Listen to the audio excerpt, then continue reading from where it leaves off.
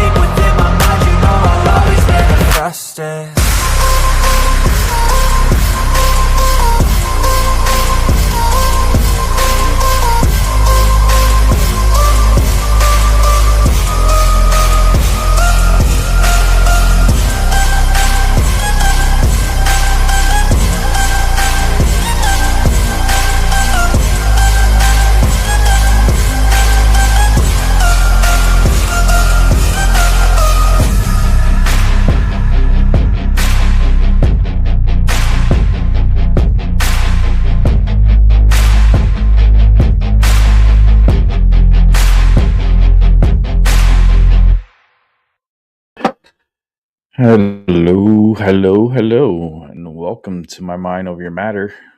My name is Rick. Let's turn on the cameras here.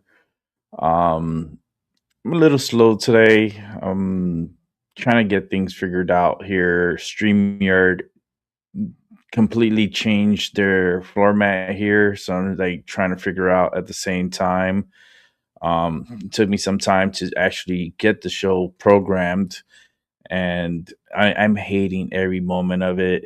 It's like I know the inevitable is coming soon, which is I'm going to dump StreamYard. But for right now, I'm just going to put up with it because they're doing a lot of changes and it's not for the best. It's just not for the best. And the way things are going, it's a complete shit show with this company. I just think they're doing too much and they're overloading the system. And now it's like, it's just too overwhelmed and it has too much. It was so much better a few years back. It was so much smoother, easier. Now it's just lagging and things are not like everything's just slow. It's just not good anymore. But tonight's show is going to be a short show, and I'm going to keep it short. I'm going to try to do it within an hour and a half. My body's not acting right. I'm not feeling too good.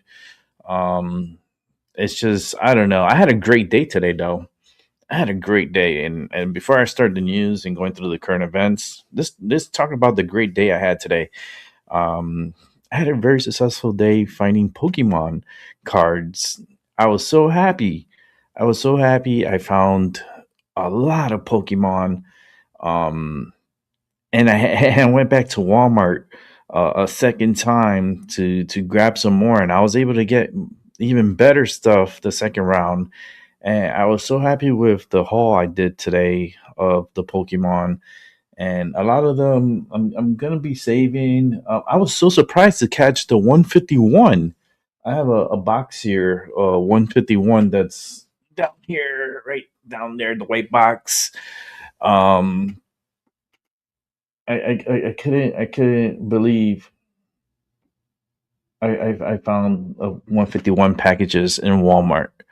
I was just astonished. I was like, "Holy crap! Are you kidding me? That little box right there cost me $30. It was actually 20. It was on 29.86. 29.86. Weird number, right? 29.86. But the only one they had, the box is a little beat up. It's a little beat up, but it's a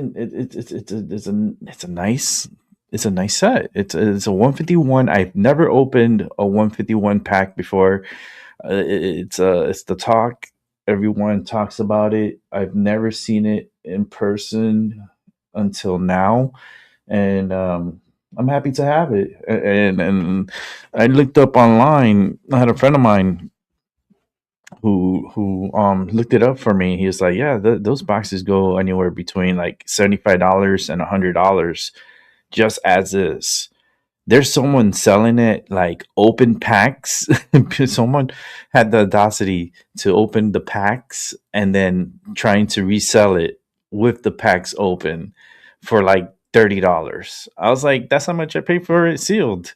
It's like, why? Like, why would someone purchase it open unless they're missing a couple of cards from the set and stuff? I mean, that's the only thing that would make sense.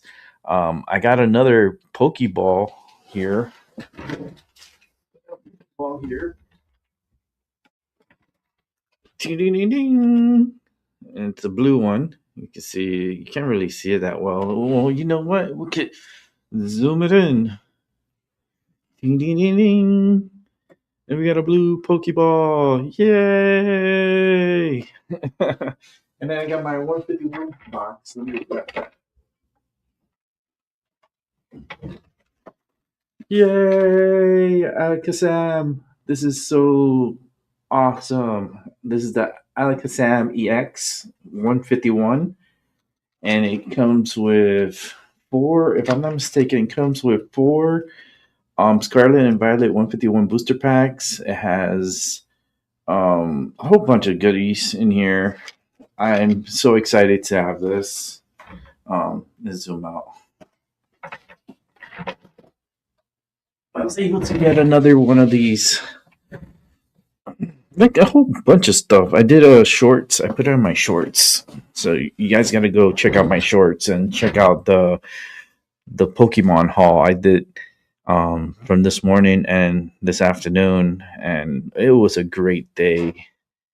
Great day for Pokemon for me, and not only for me but for my niece, because all this I'm doing is for her, and I want to pull really good things so that way in the future she could have the best of the best. It's not really gonna be the best of the best, but I'm trying to do my best for her. Um, which is a thoughtful thing, you know. I'm very thoughtful and I'm looking out for her future. My sister doesn't even know that I'm doing this for her. She's gonna be astonished because I was really big in collecting when I was younger. I'm a very passionate collector when it comes to sporting cards and sports cards and comic books and so forth. I still have all my cards and comic books from when I was young, and I'm eventually am going to send them out to get graded, and that alone with my comic books will be able to buy my niece's brand new car. That's how much I think I have in value on my comic books. It's like, what? It's like, yep, a brand new car. Ding, ding, ding, ding. Yay! That's gonna be my niece running towards it and hugging me at the same time. Like, that's gonna be awesome. Looking forward to that. Hopefully I could get to that point in my life. That's 14 years from now. So that is a good while from now. I'm hoping that she gets really educated and my sister will educate my niece really well. And I hope she graduates early. I would love for her to graduate early, so that way it's lesser time for me to be waiting around. It's like, just don't beat around the bush. Focus on school, get good grades, graduate early, and here's your brand new car. That's my ultimate goal. That's why I'm doing this right now, because something hit me and told me to do this for her. So I am going 110% at it, and I think I'm doing a good job. Um, at least acquiring the cards and stuff that I'm looking for, and being very successful. Keeping a lookout in certain places, always looking out for the Pokemon, and if I come across them, I get them, because they hold value. They have value. There's something that is like, in due time in the future, all this stuff will have value. I wish I would have had a lot of my things that as I was a kid growing up, I wish I would have had now, because I would be super freaking, I wouldn't say rich, but I would say probably pretty wealthy with a lot of the toys that I had from the 80s, especially my Star Wars collections. Like, can't believe my mom threw all that out. I can't believe she threw threw all my stuff out. Like, they're like, oh, it just throws it away. I'm like, not knowing that down the line, that piece of toy you threw away is running about $25,000 just for one toy. So I don't know, man. Don't throw away your kids' toys. That's my word. That's my message for the night. Good night. No, it's not going to be that easy. Tonight's show is, we do got a good little lineup. It's not a lot, but it's enough for us for tonight. So we're just going to go right to it. We are going to experience some really turbulent, really crazy times within the next, I would say, 3 to 5 days. It's going to get super crazy. The sun released a really strong flare, probably an X flare. It was so strong that it interrupted the satellites, well, the cameras that were actually filming the sun. It kind of like jolted the cameras and messed it up. Let me see if I can bring that up here, because I really would like to see that. Let me just, I'm going to put it part of my lineup. Probably put the second video. See if I could find it first. But I hope everyone had a good day today.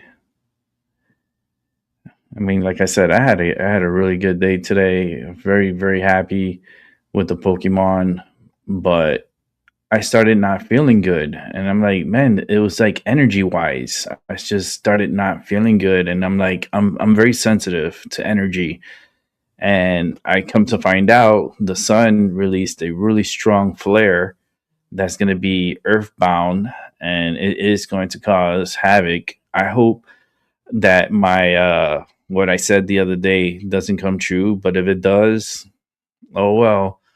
I did say that, during the Super Bowl, possibly an earthquake that will interrupt the Super Bowl. That would be crazy. And if that happens, I will freak out, and the people there will freak out too. Um, I don't want it to happen, but I did say it's a possibility. It can happen. So let me go ahead and set this up, and I'm going to show you two videos. First one coming from BP Earthwatch, and then we're going to see the short that I'm talking about with the sun. So without further ado, let's go ahead and man, I don't know what's going on with this. I don't like what StreamYard is doing. They're just doing too much too fast, and it's just slowing everything down. If you were here, you would know what I'm looking at. It's like pure chaos. It's chaos because everything's just all messed up. But let's see if we could get this up here. You see how my picture goes small? I don't know why it does that. Every single time it does that. I always have to resize it. It shouldn't be doing that. But that's one of my pet peeves. Let's go ahead and watch this from BPR Watch. February the 4th, 2026. Guys, you're looking at the current information coming in from SolarHam, and I'm noticing a little pattern I want to talk about here. We haven't had another flare or another solar X flare since the X 4.2 this morning. Now, over here on the left, this is a list of the flares, and all of these have came from 4366.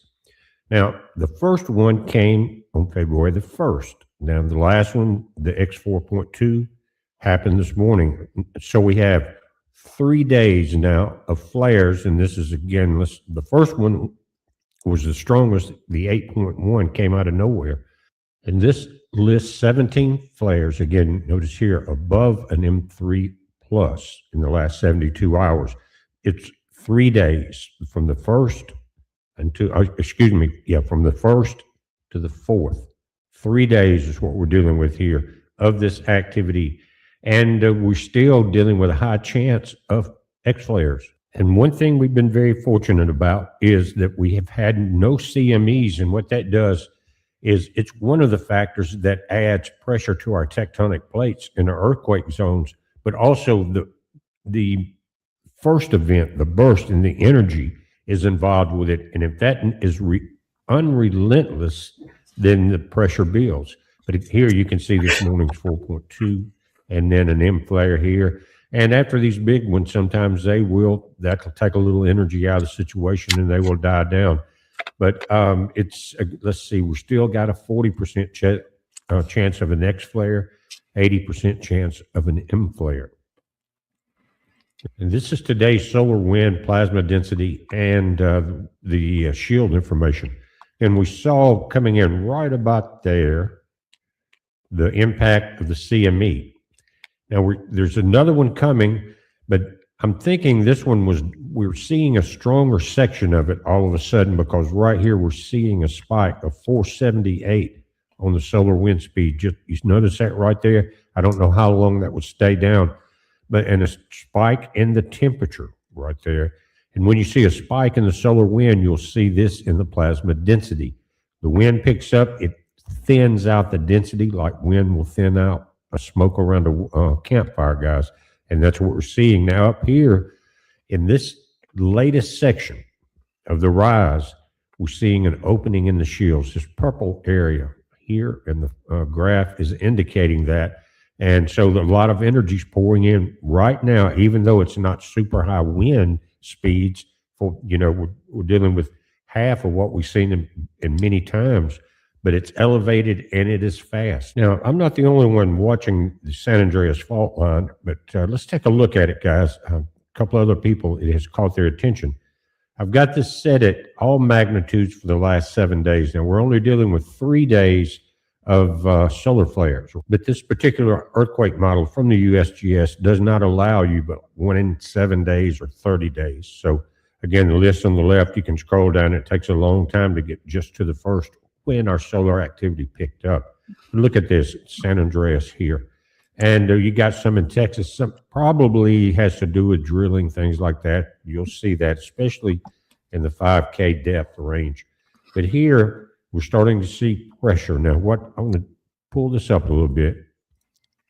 And we always see a movement on the San Andreas. This is just a little bit unusual. And I have this to only list the earthquakes shown on the map. So I'm pulling Texas out of it for a moment. And we have 819 quakes in the last 7 days. Again, most of them have been in the last 3. There were some before it, but not many. You see 1 or 2 per day coming into the end of January as far as any kind of intensity at all.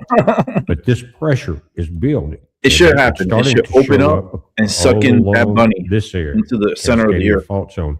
The red indicates the newer quakes. We got them on both ends here.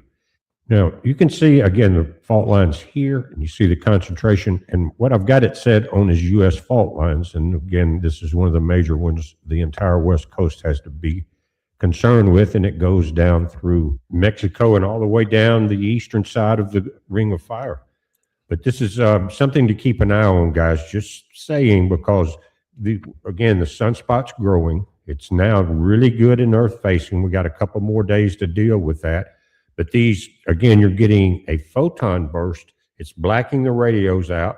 We're seeing an increase in solar wind speed that more than likely, this is the first impact from the 8.1. We just saw the solar wind right today. So we're going to have 3 days of that impact steady on us. Just imagine. And we saw in the last few frames of the solar wind speed that it was starting to climb up, and the solar density was dropping. The temperature was coming up. Now, add 3 days that we know of coming of energy, and whatever occurs between now and then. Some of them were very long flares. But let me change this to what's called U.S. hazards. Now, notice the red line right there is one of the most dangerous spots there is. You got over on the New Madrid fault line, a couple of other places, but most of these, let me turn it back off and you watch it. Again, the San Andreas. And that's where the majority of these quakes are.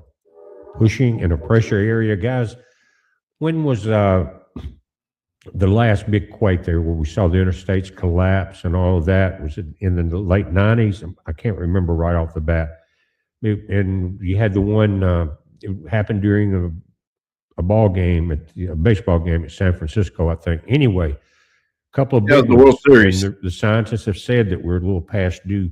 And I know for a fact, I think it was 1989 World Series. Let me find out. So that may be what we're dealing with right now. Now, I'm going to go back to the solar wind chart because I think it updates every 5 minutes, and you can see already that it has went just a little bit further on this drop in density. It's starting to level back out. See that solar wind speed?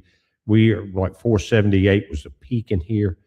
And again, we've seen them much higher, but this is when you continue it.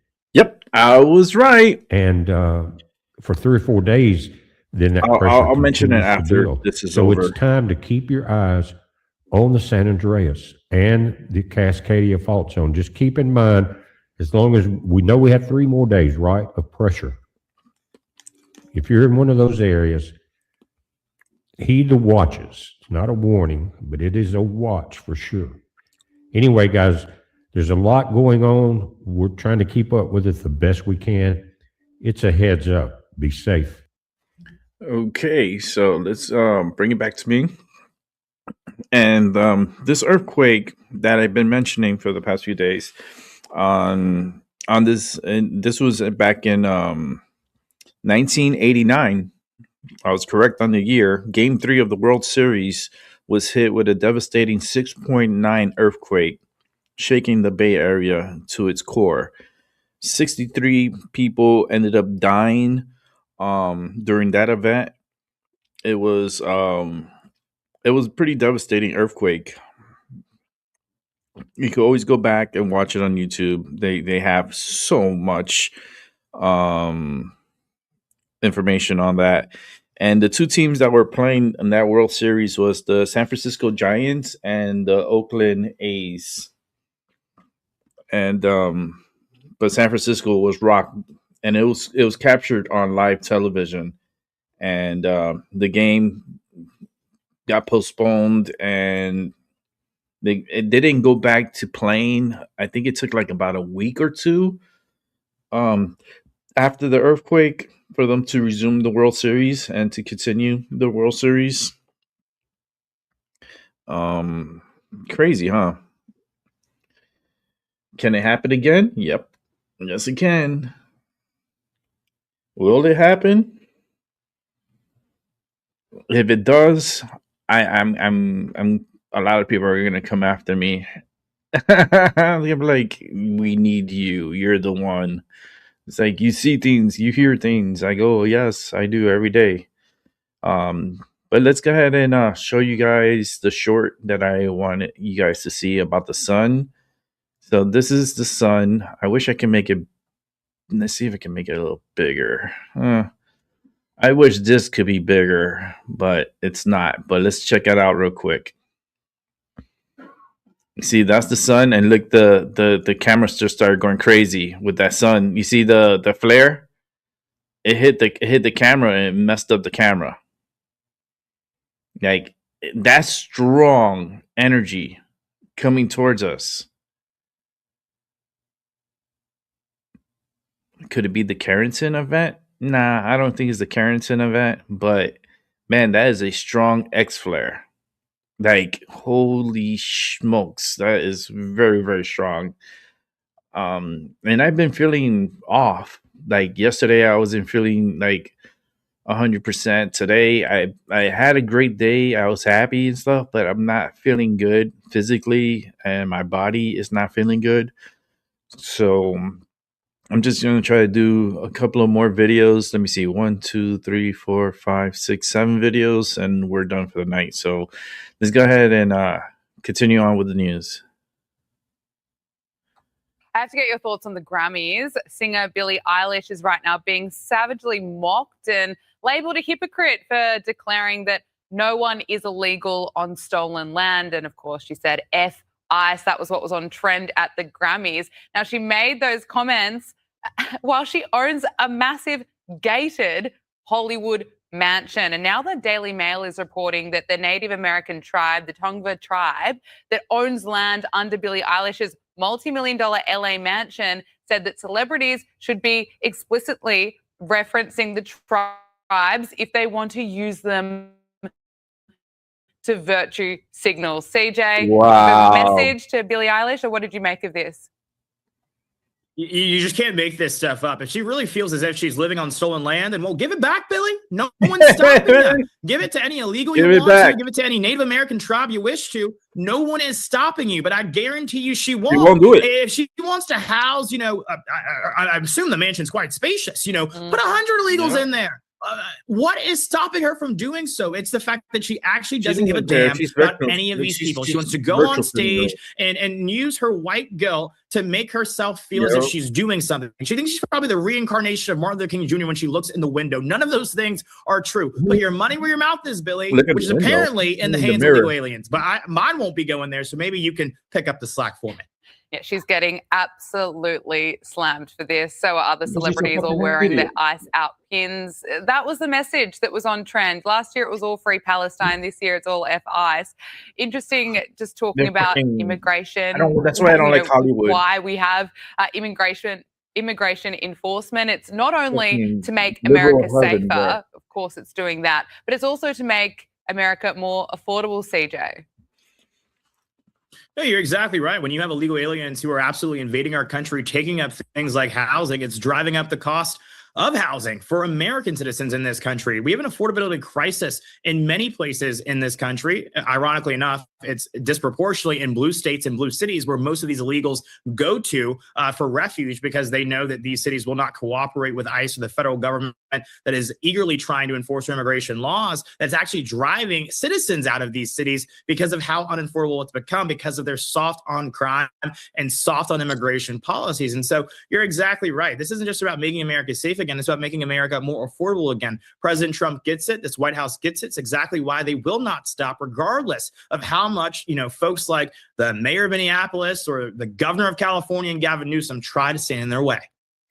CJ, I have to ask you about the Melania documentary. Much to the shock of Hollywood, First Lady Melania Trump's documentary has smashed its box office sales. Estimates during the opening weekend, the movie earned $7 million in ticket sales across the US and Canada, making it the best performing theatrical release for a documentary outside of concert films since 2012. I know you've seen it, and I know it's being received very well. What can you tell us?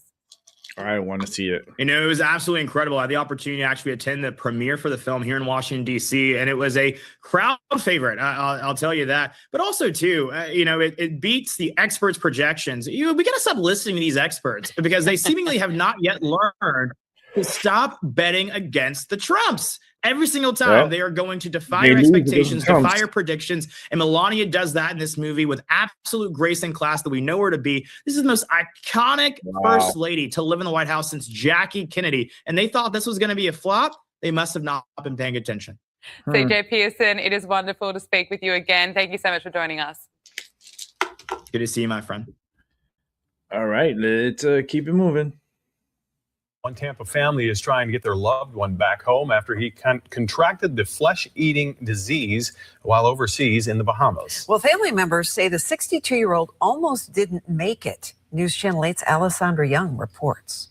Brian Roush and his girlfriend went to the Bahamas for New Year's to celebrate recently moving in together. But by January 4th, he was in the hospital fighting for his life. Wow. Currently, Brian Roush is Went at to the Broward Bahamas. Health in Fort Lauderdale with kidney failure. Oh, He has a little bit of heart damage, and he has, a number of secondary infections from just being in the hospital for a long time. And he can't walk, and he can't use most of his limbs right now. His daughter, Brittany Roush, tells me while he was in the Bahamas for New Year's, he tripped and scraped his ankle. Then later on, did typical activities while in the Bahamas, like swimming with pigs. When he and his girlfriend got back to Fort Lauderdale, though, he became violently ill and unresponsive and was rushed to the hospital. His ankle erupted into blisters right in front of them. And so the That's not doctor good. suspected flesh-eating bacteria, necrotizing fasciitis, got him into emergency surgery to remove fluid. According to the CDC, necrotizing fasciitis, known as flesh-eating disease, is rare, but recent data shows how deadly it can be, with up to 1 in 5 people having died from the infection, even with treatment. His lungs, kidneys, and his liver all failed throughout the week before he was able to start recovering. Brittany says her father was given less than 10% chance of surviving. And they gave him such a low chance of survival, and everything had to go right for him to get there. But he's been fighting hard in the hospital. You just can't explain the experience of seeing your loved one so weak and feeble. And so it's been very, very difficult. Now he's on a slow road to recovery with his family by his side every step of the way. Brittany tells me they're hoping her dad can be transferred to a rehabilitation facility in Spring Hill tomorrow, where he'll likely be for the next 3 to 6 months. In Tampa, I'm Alessandra Young, 8 on your side. that's creepy, scary. I mean, man, imagine you going on vacation, right? And I've been to the Bahamas. I've been to the Bahamas a few times when I was living out in Florida. And next thing, you're out there having a good time, and then you scrape yourself.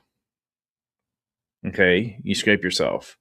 And the next thing you know, you're there swimming with pigs and enjoying yourself, having a good time. You're there to celebrate. And I know that feeling. I know how it is to celebrate in the Bahamas. But then you come back and then you fall very sick. And then they notice his ankle, it was probably pus and crap coming out of it. They rush him to the hospital, and lo and behold, you got a flesh-eating disease eating at your fucking ankle.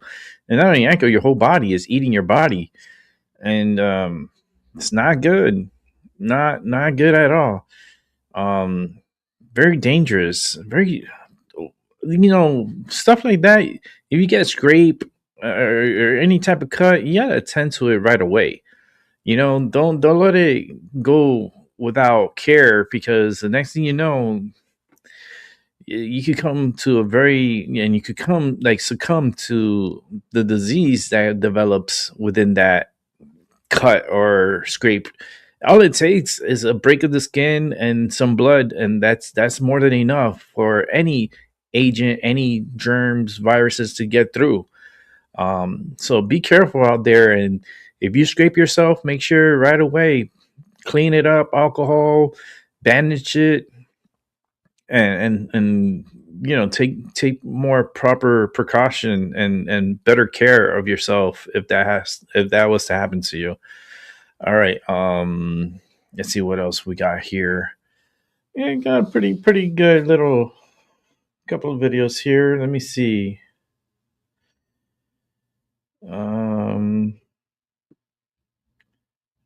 I think this is going to be an add-on. So let's do a little add-on here, because this is in reference to the lady that got kidnapped. Let's go ahead and set this up.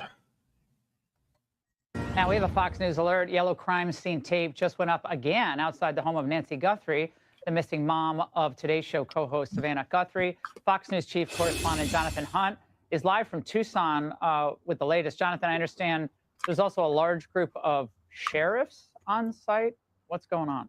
I thought they gave the house back to the family. Potentially major developments tonight, Laura, at two separate locations. We're going to put them both up on screen for you. Screen left, first of all, is the home of Annie Guthrie. That is Nancy Guthrie's other daughter. Screen right, the scene you were just referencing, that is Nancy Guthrie's home. So as you started there, let's talk first about screen right.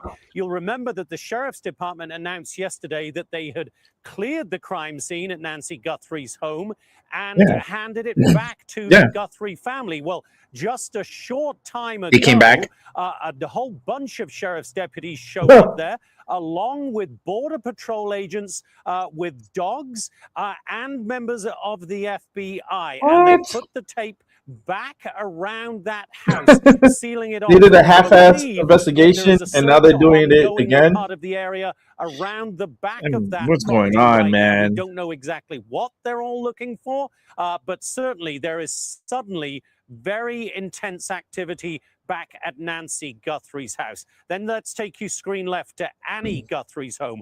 Now, Annie Guthrie is Where's Savannah the video Guthrie's from the Ring sister, camera? the other daughter of Nancy That's Guthrie. what I would like She to is know. married to a man called Tommaso. Now, Annie and her husband Tommaso are believed to be the family members the sheriff was referring to when he said family dropped off Nancy Guthrie at around 9:30 p.m.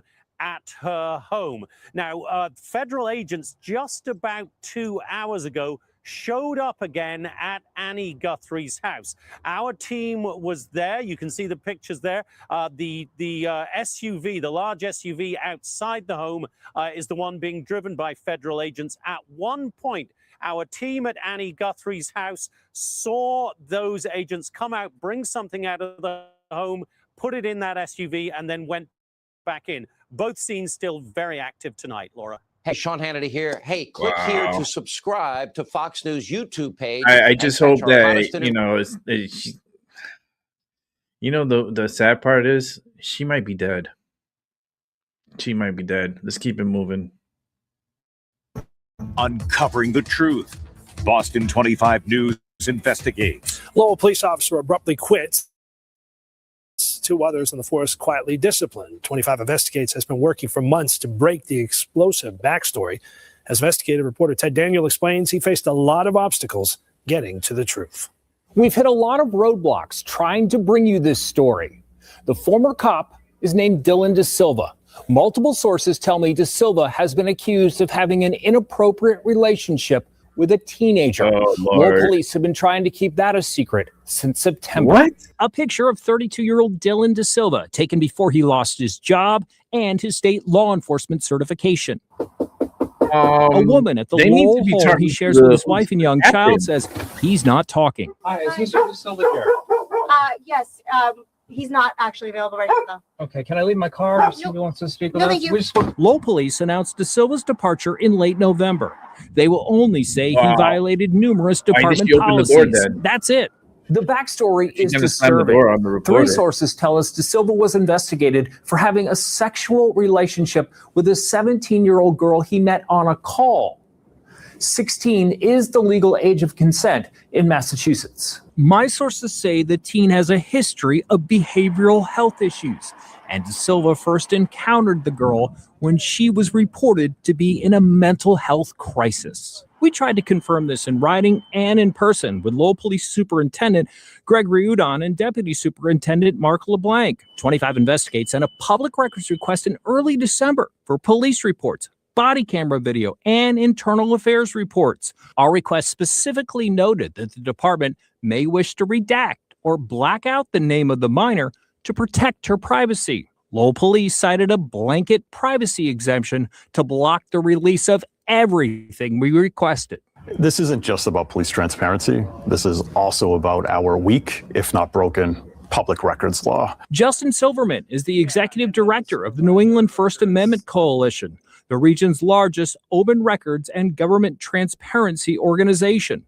Silverman says the public records law does allow government agencies to withhold the names of victims and certain third parties. He says that's routinely done with a black marker. How would there be any danger to anybody if it's just the officer's name? We need to have trust in our police departments, and the only way we can have that trust is through transparency. So surgically redact information that can be redacted under the law and release everything else. Lowell police did confirm that 2 other officers received 30 punishment days in connection with the scandal.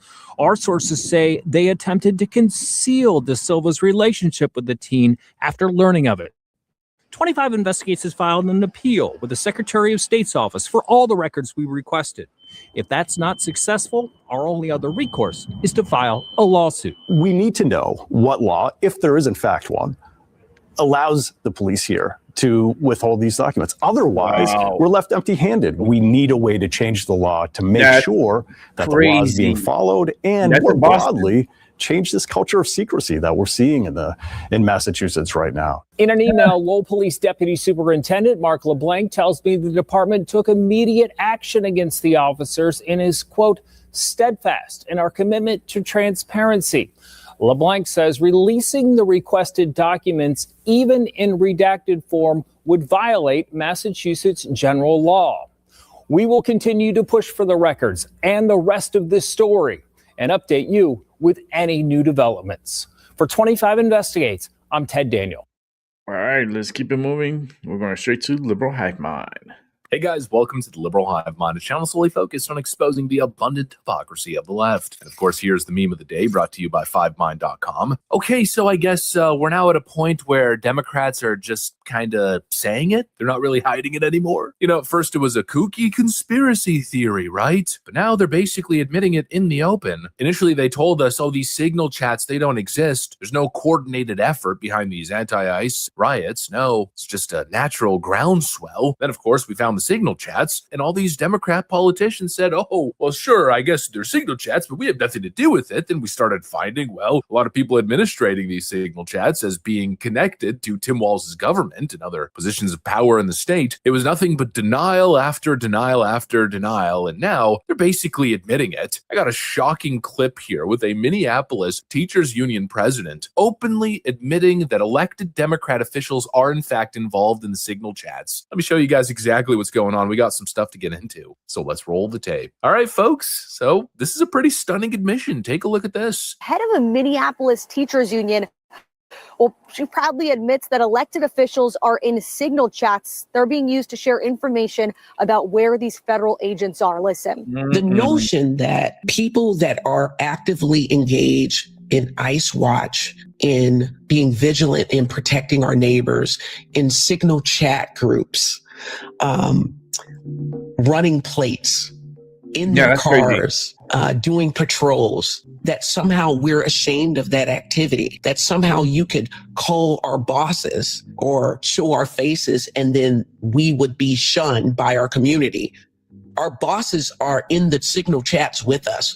Our elected officials are in the chats with us. So as per usual, what was a deranged right-wing conspiracy theory wasn't really a conspiracy theory after all, now was it? No, it was exactly right. And they, of course, have likely been involved since day one. The whole thing has been orchestrated. It was part of the Democrat agenda to create this optics play, to cause chaos and mayhem, and then blame it all on President Trump, and it appears top Democrat officials were involved since day one. And you know where it gets really damning? Well, really damning, but not exactly surprising. We're also now confirming that Renee Good was part of one of these signal chats, just like Alex Preddy. We got a whole thread here on X from Christina Buttons. She claims that she joined an ICE Watch training held by Defend the 612 organizers in Minneapolis on the 8th of January. And then later on in the post, she adds this as the final update. I located Renee Good's account within the Signal network based on the guidance given in these trainings, it is not difficult to understand how she ended up in a fatal confrontation. And rather than reassess their tactics after another ICE Watch observer was killed, Defend the 6112 used Alex Preddy's death as an opportunity to hold additional emergency trainings. And so basically you've got these signal groups that are sending gullible left-wing individuals to their death on the front lines. And now we're learning that Democrat politicians are involved. I mean, how can you come to any conclusion other than there's freaking blood on their hands? I think it's impossible to come to any other conclusion, frankly. The damage that these people are causing as they pretend to be, oh, so altruistic and righteous, it's total nonsense. And actually speaking to the damage that they're causing and the theme of the video, which is just saying the open part out loud, we've got another clip here from Mayor Jacob Fry. I mean, this guy, once again, proving he's a complete, utter moron. He thinks he's so slick. He thinks he's a slick talking politician, but every single time this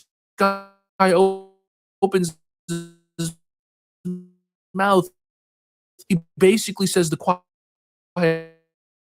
part out loud. He admits it. He says the one thing that he probably say, and here we go again. This Operation Metro surge by ICE is having on our communities. And we've all heard about the families getting torn apart. We've all heard about the constitutional violations. We've heard about people going hungry. And in addition to that, there's a massive impact on our small and local businesses. Small local businesses collectively are losing between $10 and $20 million every single week. Businesses along cultural corridors are down at least 50%, and the Latino-owned businesses and Somali-owned businesses are drastically below that. Hotels have lost about $4.4 million because of cancellations. And so for those that claim that they care about our economy and care about businesses, there is a very quick and straightforward antidote to bring these businesses back, which is to have Operation Metro Surge end and to have ICE leave our city. Let's bring the economy back. Let's help these businesses out. Let's make sure that our city can return to this great comeback that we were seeing, and let's get ICE to leave. Just based on his perception, the reaction from the public is going to be to blame ICE. Oh, it must be all ICE's fault. But I'm not so sure that's the case. I think the reason why businesses are struggling so badly in Minneapolis is because of the riots. You know, how do you operate a business when this is the scene outside?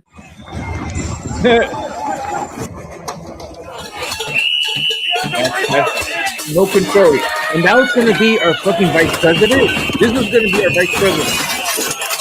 This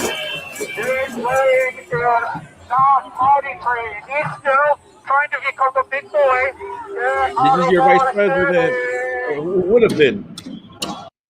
Timmy Tampon Rock. The local government, under Jacob Fry's leadership, refuses to deploy the Minneapolis Police Department to actually clear the streets. Tim Walz keeps saying he's got the National Guard on standby, and, well, they're certainly standing by. I mean, how do you expect businesses to thrive when you're once again enabling more George Floyd-style frickin' autonomous zones? You've got schizo-leftists on the streets totally taking over. They're setting up checkpoints where they're detaining vehicles. You got businesses expecting riots after all these crazy events, and they're boarding up their windows. That's crazy. And this colossal moron wants you to believe that it's ICE's fault. No, it's the insane street-level left-wing reaction to ICE conducting a basic business, basic law enforcement on the streets of Minneapolis. The gaslighting here is absurd. And once again, you see the damage that they're causing. Renee Good's life, Alex Preddy's life, expendable for the political narrative. And now it appears the survival of local businesses, again, expendable for the Democrat narrative of painting ICE as Donald Trump's Gestapo force. Absolutely insane. And clearly, all of this is to distract from the massive fraud that's happening in the state, which I guess, again, you know, the same theme, saying the quiet part out loud. Even Tim Walz isn't even denying it anymore. No, he's just openly saying, yep, it's true. The Somalis stole billions of dollars from us, and it's because we're so generous. This fraud thing happens in every state. We had it here. I take responsibility for it. No one in state government had anything to do with it, but people stole from us. You got to stop that. You're seeing what they're doing to us on the streets, but they are doing the same thing through the courts and their power of the agencies to defund all of state government, to make it, yes, we are the most generous state in the country with benefits and things like that. Did we have some people steal from us? Yes, and we put them in jail. It happens everywhere, he says. Yeah, maybe everywhere in Democrat cities. I guess that's another freaking accidental admission. But anyways, it's obvious that they're trying to distract from this stuff. They're trying to intimidate the Trump administration so they leave them alone. But well, I've got some bad news for them. First off, Tim Walz already kind of digesting the bad news that Tom Homan told him absolutely not. They're not going anywhere. It's been a week since I met with Tom Homan. Expectations have not changed. This force must leave Minnesota. The state of Minnesota and the professionals, nonpartisan judiciary must do the investigations into the shootings and other abuses of Minnesota's human rights. And this all-out assault on Minnesota across all of state government and all across life must stop. None of this is normal. None of this is okay. None of this makes Minnesota any safer. None of this adheres to the values of this country. All it does is cause terror and trauma. And then, of course, that same sentiment reiterated by the president. The other thing we can't lose sight of is you probably have in Minnesota, and it's worse in some places like California, $19 billion in fraud. And we're going to find out, we're very deep into that investigation. But we're not going to forget that. A lot of people think that a lot of this nonsense that's going on is to try and, hide what's going on with respect to the fraud. They have at least $19 billion. You're hearing 9. Now I'm hearing it's 19, and it's probably much more. They talk about incompetence. I think it's not incompetence. I think it's just pure fraud. I think it's a lot more These than are 19 dishonest people. It has They're to be a lot bad more people. than 19 billion. I think they hate our country.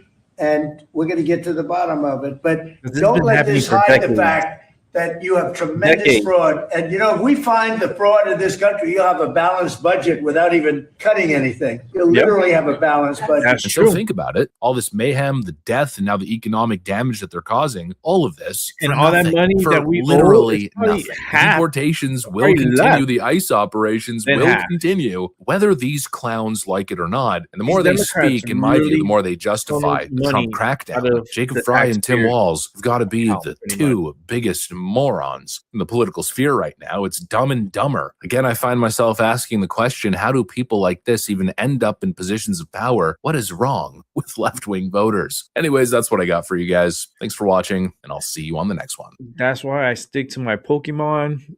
It's my joy. It's a little hobby that I just picked up that I really want, to have the feel of excitement when you land something beautiful and unique, when you get a special card and it hits you a certain way when you open it and you're like, holy shit, nice, you get excited. And I'm building a collection for my niece, and like I'm saying it here because it's recorded, so it's like I cannot go back and say, oh yeah, I'm not gonna give it to you. Like 14 years from now, no, she's getting it, and I hope what I pull is very good, and I hope that the new sets that are coming out, they're let me tell you something. Which one is the Ascended Heroes? That's the newer set that's going to be coming out in February, I believe. There's some I think February 20th.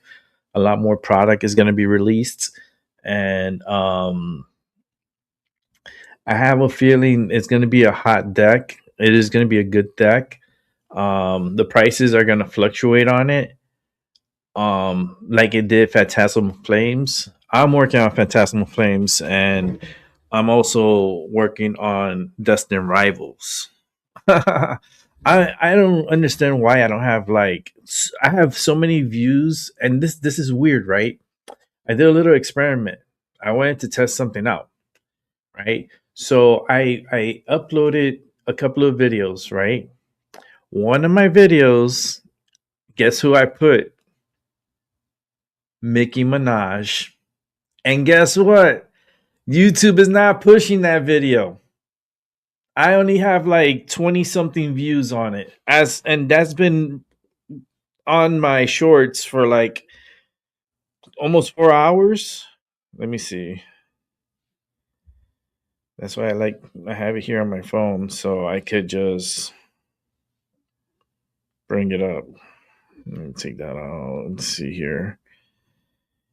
That video has 25 views, right? The one that I did this morning has 109. The latest one, this was the test.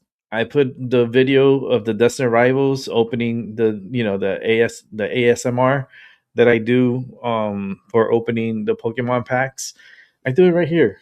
This is the area I do it. You see when you see the shorts, you're looking at the backside of the show that I see here, and it's like my comfort zone is here. You guys got your comfort zone up there that you guys can see. I have my little village, my little happiness here on the back here. So, but you can see it in the shorts, and it looks pretty cool. And I'm going to be changing it up from time to time. I'm going to be like, right now I have the little love on the Ganesh.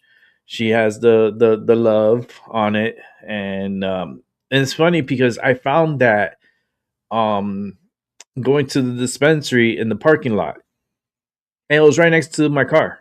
And I'm like, this is unique because it says love and it's in pink. And I'm like, that's pretty fucking cool. And I picked it up and I gave it to Ganesh. And she looks beautiful. She looked beautiful with it. But in every video, it's going to have love. You'll always see the love. And, from time to time, I'll change it up a little bit here, make it look really cool, really nice. But with the Pokemon, I'm really getting into it. When I was young, I used to work in a comic book store. It was a comic book trading card store. I was 13 years old. I was about 13 years old that my parents let me stay there because my parents knew the owner, and they had me stay there. And like I was pretty advanced, like talking to people and pushing things and selling comic books and selling sports cards, all different types of cards. Oh my god, I used to sell so much. And then at the end of the night, I used to get store credit for the time that I was there helping sell and making money and stuff. I would get store credit. And then with the store credit, I would buy comic books, I would buy cards, I everything, like with the store credit. And I was always there working. Like I had to show that I was doing good in school. They always wanted to see my report card. So I used to take it to the owner, and then he would pay, like, his father, the owner's father, would take out money and be like, okay, here, boom, boom, for each grade and stuff. If it was like A's and stuff, I would get like $20 on each A. Like, it was fucking cool, man. They were really cool people. They were Jewish. And boy, but the owner stank. He had a smell on him. I was like, man, you need some deodorant, dude. You need a good shower and deodorant. Motherfucker is smelly. But some of them, those Orthodox Jews, they don't put any of that stuff on them, and they're very natural. But I got a lot of good stuff, like, during my time that I was there, and I did good, and I have all that stuff. I got to get graded and then send it off to once my niece turns 18, we'll sell them. Before she turns 18, I'll sell them. So I like the collection and everything, and then go after, get the car pretty much I would say the week before I would say maybe before her graduation for sure. I could, get the car, stay with it, at the hotel, at the resort I'll probably stay at, and then drive it to the location, park it, and then go into the venue. I already got all this mapped out in my head. because I can see it happening. That'd be great if I can make it there. My health hasn't been feeling too good, as far as like I've been hurting a lot, body aches, body aches, and that's usually like the weather's coming, inclement weather's coming, like snow's probably coming on Friday, Saturday, and I'm starting to feel it. I'm starting to feel it. That means we'll probably get like 2-3 inches. Nothing too crazy, but it's something. And we're not out of the snow fall yet. We still got the whole February, still March, and portions of April could be. I don't even know what the fucking rat came out for the damn the rat. The damn was it Groundhog's Day? The groundhog. I don't know what the fuck the rat said for this year. I didn't even look it up. I don't give a fuck. I just feel my body. I mean, they want to project what the rat does. Listen, I can tell you what I'm feeling. I feel like winter's gonna fall into April, and it's gonna be cool. But then when summer comes, it's gonna be a bitch. That's what I'm just saying. Summer's gonna be a bitch. It's gonna be a hot one. This sun is very hyped. This sun is like extremely hyped. And I don't know, man. What is the sun? It's just all this energy that's projected towards us, and it's really affecting us. Like, if it's affecting me, oh, you guys are getting fucked. You guys are going to be fucked a few days. And California, you better hold tight, because it could be a possible earthquake hitting y'all. And I hope it doesn't hit the Super Bowl, but it would be a good idea if it did. And the earth opens right in the middle of the 50-yard line, and Bad Bunny's doing his little dress dance, and then he falls into hell. And that's it. Bad Bunny's gone to hell. Just like This Is the End. Have you ever seen that movie? This Is the End, where like the earth opens up, and even Rihanna falls in it. Kevin Hart falls in the hole. Like they're like, all these actors were falling in. That movie is such a telltale movie. A lot more people should watch that movie. It's funny. It is funny, but it has so much subliminal messaging in it. And it's like Hollywood is fucking polluted, very, very occultic energy in Hollywood. Very, very big on occult. Very big on the B word. And ends with D. They're big with sacrifices. They believe they have to be a certain amount of people has to be gone. It's like a quota. It's like a movie. You have to meet the quota, and certain much deaths. You need the blood hitting the soil, hitting the ground. Like, it's just, I don't know. I just feel like we're in a simulation. Sometimes I feel like we're in a simulation, and every day it's like we're living the same thing day after day after day after day, and we keep making the same mistakes. We keep not learning from our mistakes. Like, it seems so Truman Show to me, especially now with the media, and you see how the government's all crazy, and the judges are crazy, and who do you trust at this point? Minnesota is going crazy, batshit crazy. They're the only ones acting up. Like, imagine if they were like, you don't see California going too crazy like that. And they doing operations there all the time. And in Texas and Florida, you don't hear shit like this going, like people protesting and stopping ICE with literally their dog whistles. I was like, give that whistle back to your bitch. Like, don't be going out there like distracting ICE. Let them do their operations. They got court orders. If they're there, they have court orders. They have paperwork for this individual. So it's no excuses for the people to be listening to their operation, because that's what they're doing. They're scanning and they're listening to their channels, and that's how they know where they're at all times. And now how they get in and then just get on these vehicles, and then they're running tags. They're calling into like a data center or some kind of center.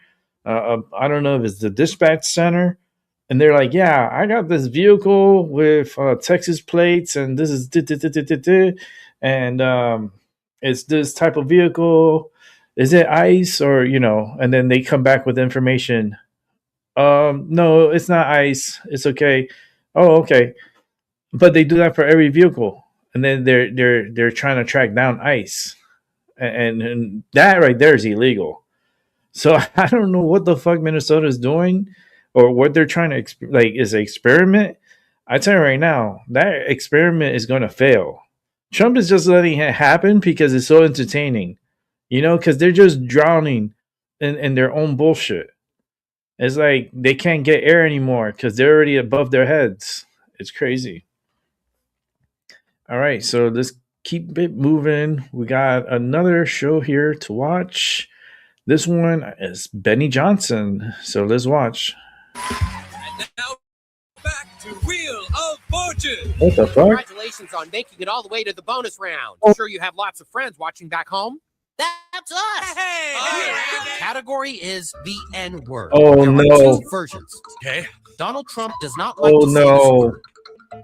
I know it, but I don't think I should say it. Oh, no. All right, I'd like to solve the puzzle. The N-word.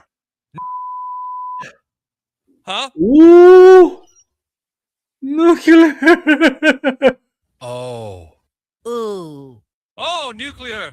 Of course. Can we cut to a... Well, gave it my best shot. What's up, guys? Spanny, you remember when a mob of libs burned down Minneapolis and virtually every other city in America to ashes because a black man was attacked by a white cop? Well, here's the reverse of that, and it's happening in Minneapolis. And it's happening to a black ICE agent where white libs are the ones attacking him, calling him the N-word, pelting him with snowballs, saying he's part of the KKK, attacking his family. It is a sick video. Wow. This is the group that helped build up BLM. Let's make it bigger. Call ICE agent an hard N-word on a live stream. Let me play it for you, ladies and gentlemen. Here we go.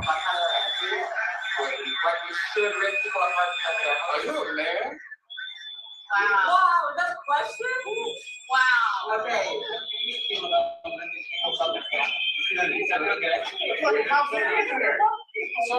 Did you hear right there? There's a lot of whistles and stuff. He says house hard N-word. Hard R, hard N. There you go. Live on the stream. Let's continue.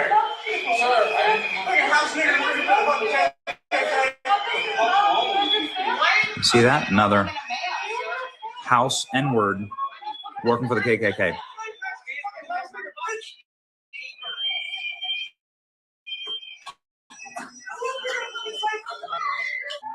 You can see him. You can see him there. Then physically attack the ICE agent, pelting him with snowballs, preventing him from getting into his car.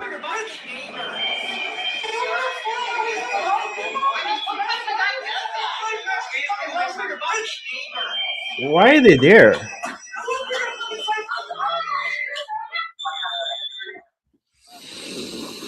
It's like, why are they there? When somebody, the N-word is always wrong unless you're a black ICE agent.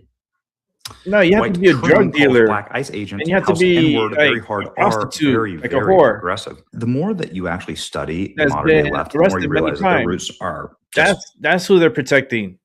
haven't changed at all. They're not Like, it hasn't protecting changed the at all. black people. He's a black So guy. if you go back into modern leftist movements, you'll find that And it it's says police on completely his about back. eugenics.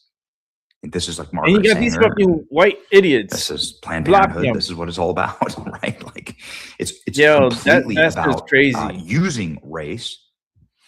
That's Depending on crazy. the superiority of it is totally subjective to the moment, but it's always using race for power. And if the race of the person, like, it's not like they want to be good to all black people. They only want to be good to specific black people that give them power.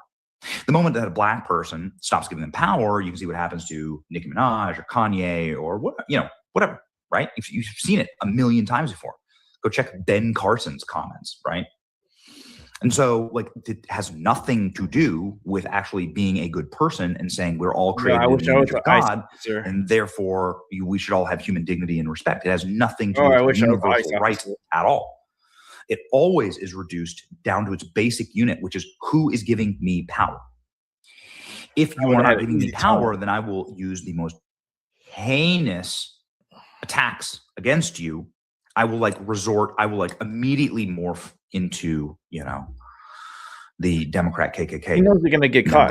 They have them on video. Put body cams on all ICE agents. They go pick them up later.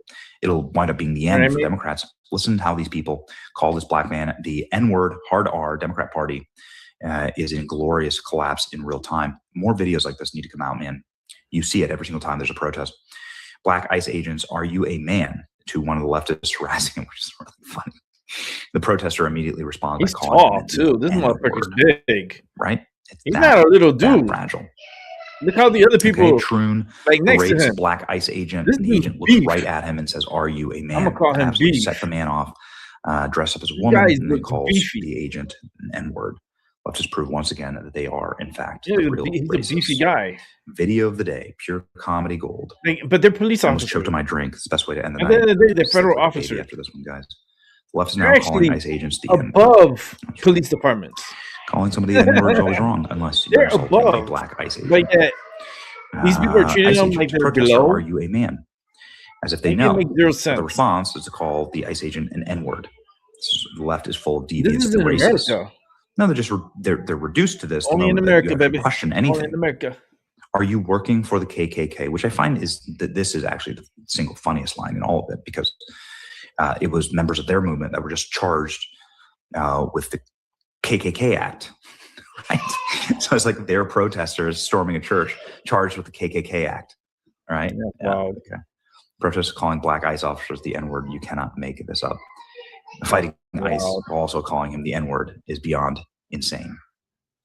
White, crazy, anti-ICE activists call black American agent the N-word. Who are the Nazis? Again, white, anti-ICE lunatic. I mean, listen, if this happened at a Trump rally, if this happened like in the MAGA movement, this would be the biggest story in the if they found a video of a white Trump supporter saying this to a black cop in a blue city. This would be the biggest news in the world. You remember Nick Sandmann wearing a MAGA hat, just like standing there, just standing there as like some Indian banged in his face. It's like that. That was the biggest story in the world. Anyway, it's an entire movement built on hoaxes. It's good to see ICE is getting back at libs in San Francisco. They purchased a giant Super Bowl billboard. Defensive Player of the Year. Damn. Damn. Defensive Player of the Year with the ICE agents. ICE. Wow. ICE. This is great. Holding a trophy. Right, back at you. Wonder how many libs dropped N-bombs watching. That's this. a real picture. That's a real trophy. A he new won. digital billboard at Fisherman's Wharf in San Francisco is evoking mixed reactions. It made me sick to my stomach. It's an ad that shows support for ICE. They have a job to do too. That's it. I don't have a problem with them. The billboard reads, Defensive Player of the Year. Nice. ICE, a group that calls itself American Sovereignty, That's nice. is behind the billboard. We tried to reach out to them to learn more about their motivation, but have not been able to reach anyone. I'm worried for my neighbors. I'm worried for what is happening. Your neighbors And are illegal? I'm worried to see it escalating. Yo, you just With ratted the out Super your Bowl neighbors. just days away, Where they these live. concerned community members say they're doing something every day to get their message out. Yeah, they're gonna go. You know what they're gonna do? It's funny. I can see the plan. All right, let's bring it back to me. I do my psychic work in between the shows, so I'm being very psychic because the energy is really high, and I can tap into that energy. So, I see ICE doing major raids during the Super Bowl. Like, they're not going to be at the Super Bowl, but during the Super Bowl, they're going to do major raids. And they're going to capture, like, Lots and lots and lots and lots and lots of people. And it's good because we need them out. They came in here illegally. I'm sorry, it's true. You have feelings, boo-hoo, but come in legally. Come in through the proper channels. Don't try to slide your way thinking, oh, I could skip. I don't have to go through that step. Can I go to the third step? Can you give me a brand new car and a house? And I need about $10,000. And then all this is in Spanish. And then I need food. So I need about like a good $7,000 of food. Will probably feed 5 kids, 7 kids, and deadbeat husband. I need more money. And they give it to them. I think those days are over. Those days are been over. I hope these people are self-evacuating our country. I hope in the during the Super Bowl that I know this is how crazy it is, right? I know for a fact, I bet my life that during the Super Bowl there will be an ICE commercial. There will be a Border Patrol ICE commercial during the Super Bowl. And they will be playing it probably before and after the halftime show to let everyone know we're coming for you. One way or another. Self-deport or we're coming after you. You can bring your whistles. You can bring your friends. That's okay. All their faces, they're being recorded. So we'll see you in a few weeks. We'll be coming after you. And yes, you will be going to jail. So we don't need to do this now. You're being captured by camera. You guys are so stupid. They think that they won. They did something. Like they go home, like getting ready to take a shower. Like, yes, we did it. We did it. We did it. We did it. We're going to do it again tomorrow. You're going to get that rude awakening knock. And then they're going to come like around 2, 3 in the morning. And they're going to break down that door. And they're going to come after you. And they're going to take you. And you're going to jail. And this one is going to be court ordered. A judge will sign that warrant. You guys are fucking idiots, man. Like, protest for proper things. Don't just protest because fuck ICE, fuck ICE, fuck ICE. Like, make it make sense at least. Fight for something. You guys fight for nothing. You guys are a bunch of idiots fighting for illegals that came through our country and our borders illegally. They snuck in. They didn't even sneak in. They just came through. We're talking about every single day for 4 years. I bet you go right now by that border, you don't see nobody coming through.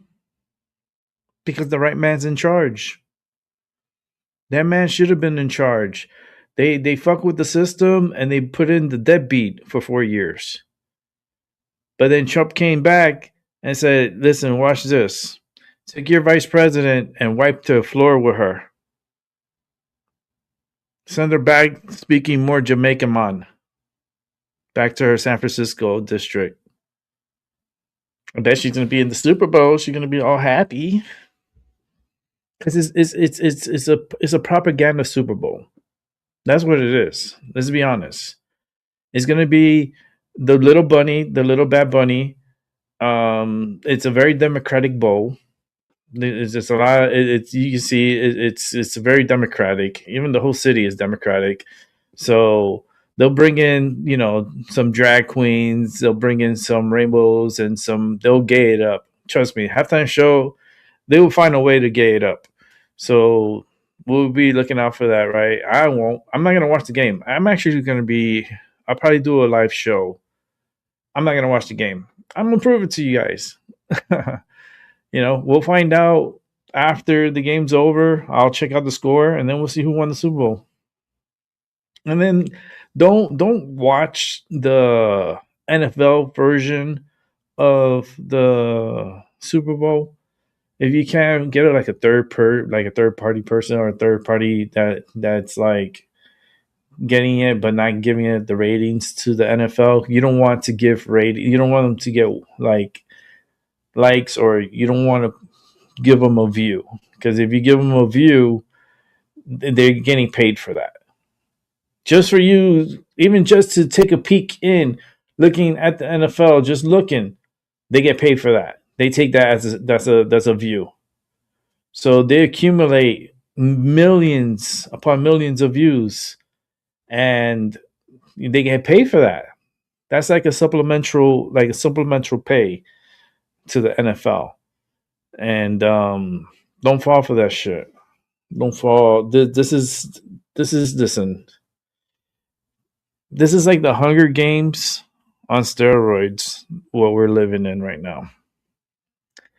And each district has, we got the Northeast, you got the East, you got the Central, you got, just break it off, the Pacific out there, and the Northwest is up there. And, we all have our zones, and certain zones are fucking up.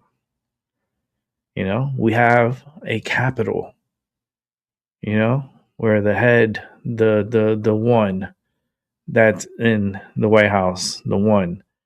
But a lot of people, that's when it's like when you don't have respect for yourself and you don't respect anybody, because you don't respect yourself.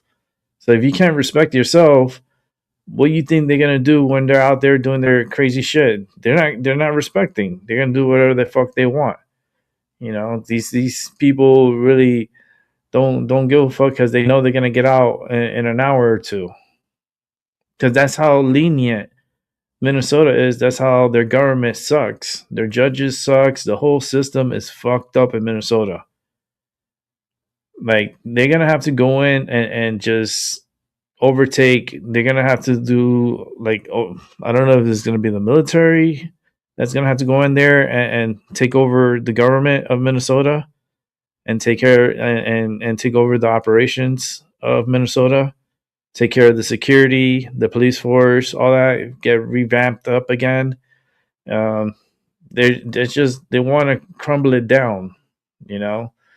It just sucks that the two people that they're trying to protest about, they were white. So it's like, oh wait, black life? No, wait, that wasn't black. They were white.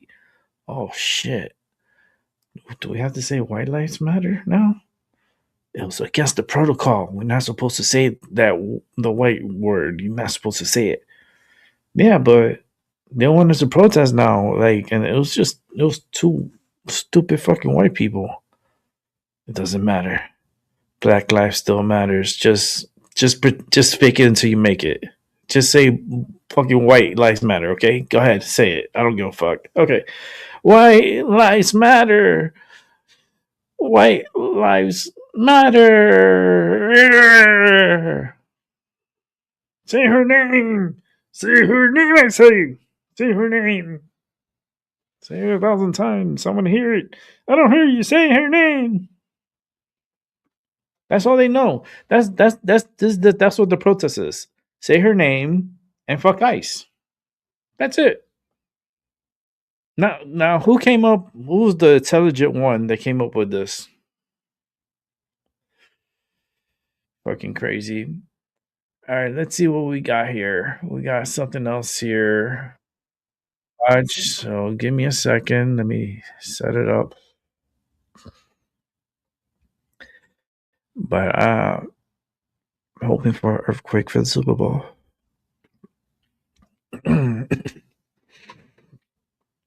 I'm just saying, what a perfect time for it to happen, right? During the Democratic Bowl.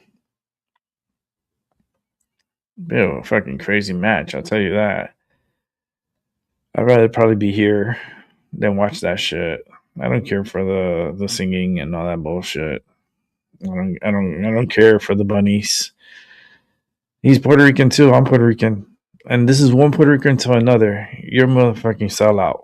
You're a piece of shit. That's what I think. And I think that's what a lot of people on the island think too.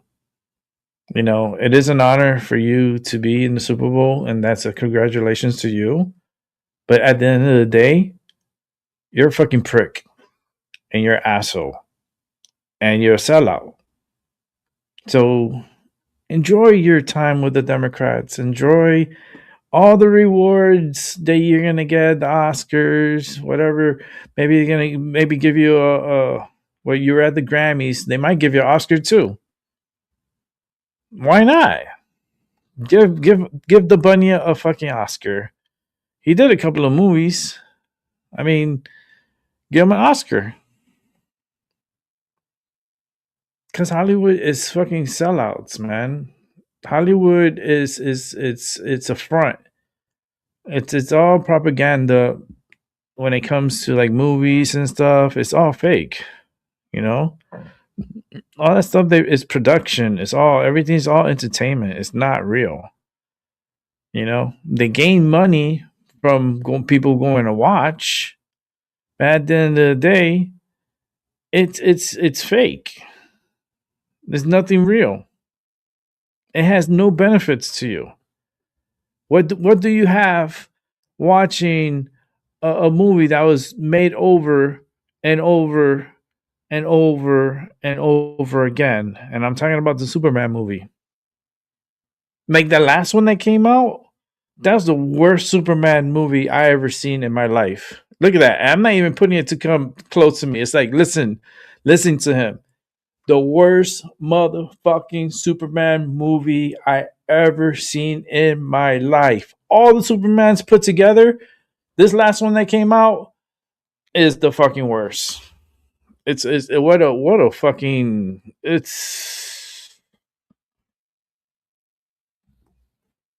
I'll be here all night talking about that fucking movie. And I really like the original Superman. You know, the original Superman. I liked even the old Superman from back in the days. Like I like from the show and everything. Like I like the old school shows. I used to watch that shit. Like the old Batman and Robin, I used to watch too. I used to watch I Love Lucy. I used to watch I remember watching The Facts of Life. I remember watching Fraggle Rock. I remember watching of course G.I. Joe, Teddy Ruxpin, Pippi Longstocking, you had the Care Bears, you had the G.I. Joe, you had the Transformers, who else we had? We had a lot, man. And especially in the later 80s, when you start getting to like the later 80s, we started getting like the Mario Brothers. And it was pretty cool. You know, I got to experience the Nintendo. You know, my cousin ended up getting it. Right? My parents didn't even get it for me. Listen, look at that shit. And I'm older than him. And I didn't fucking get a Nintendo until later. A year later, I got the Nintendo, and I was pissed off about that. That fucking got me mad, and I didn't like that cousin. I didn't get along with him then, and I don't give a fuck about him now. Especially my dad's side of the family. My dad's side of the family, forget about it. I'm talking about a bunch of fucking lost hypocrites. Fake like press on nails. They don't get in contact with you. Don't give a fuck. I'm not gonna call nobody. I ain't calling nobody. I don't got nobody's number. They have my number.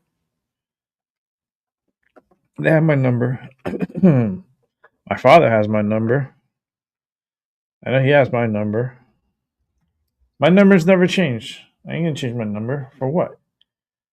I had it for a long time. I was thinking about changing it. It just crossed my mind a few times. I was like, damn, I might change it to a Connecticut number. I said, fuck it. and then really nobody's gonna get in contact with me. But that's what it is. All right, let's see what this is about. What is this? Yeah, let's see what the fuck this is about. I don't know what the fuck it is about. There's a couple of shows that have appeared. I don't know what the fuck is about. So this is the segment is I don't know what the fuck is about. There you go. This is a gruesome story. Two Lancaster parents have been sentenced to life in prison for the brutal murders of their children. And those details are disturbing. Investigators say they decapitated their kids and then What? tortured younger kids to look at their bodies. This is where Leo Stallworth is live in Lancaster with all What? the details, plus how a family friend is reacting to all of this. Leo. What? Well, I'm shaking my head because just hearing you talk about what happened here, Oh. the level of evil surrounding this particular Lancaster. story, in my humble opinion, would We're make Lancaster. Satan shiver. And the judge, when she handed down the sentence in the Antelope Valley courtroom here this morning, she was visibly outraged. As for the family Oh, friend, folks, there aren't any words. There are no words. Life in No prison. words to wrap your arms around this level of horror. I don't think anyone does. They murdered their two kids. How do you put into words that two children? I never known about this. This is the first time I heard this. 40-year-old Maurice Taylor Sr. and 44-year-old Natalie Brothwell, both convicted of the unspeakable, horrendous murders of their 12-year-old son and 13-year-old daughter at a home in the 45,000 block of Century Circle in Lancaster in 2020. The parents also convicted of child endangerment, forcing their 8- and 9-year-old sons to view the mangled bodies of their deceased siblings. As the judge handed down the sentence What the hell? to both parents, life behind bars, no parole, she basically told them what they did was absolutely despicable. This stays with all of us. This is never going to wash off. Mm. I don't care how long you two have been doing this. This will never wash off. Ellen seen her in a picture with her friend Natalie, Mm. saying she can't fathom why Natalie was complicit in her own children's vicious murders. She adds Natalie and the children's father had a violent relationship for years, and she begged her friend to leave, but she refused. She was doing what we were raised to believe. You stand by your man, you have a family, and you raise your children. Ellen reading a letter she wrote to her Mm. friend Natalie on camera. Natalie, I forgive you. I forgive you for believing in a system that should have protected you. Damn, she had a speech I forgive wrote you out. for believing in a religion that told you to What the hell? I don't be writing no speech. And the judge in You die, you die. the mother to say a few words. How the hell she went and wrote a speech? And the mother basically looked at the judge in tears and I don't said, know. This is crazy. I miss my children. I love my children. The judge did not flinch and handed down the harshest penalty she could under the law. Live in Lancaster, Leo Stallworth, ABC 7 Eyewitness News. I don't know which Lancaster you're in, buddy, but wherever Lancaster you're in, it's fucked up. All right, let's go. Let's see something else that will keep us a little bit relaxed. It says it's a bus-sized jellyfish. It was filmed floating deep below the ocean off Argentina. So let's play this because this music will get me in trouble.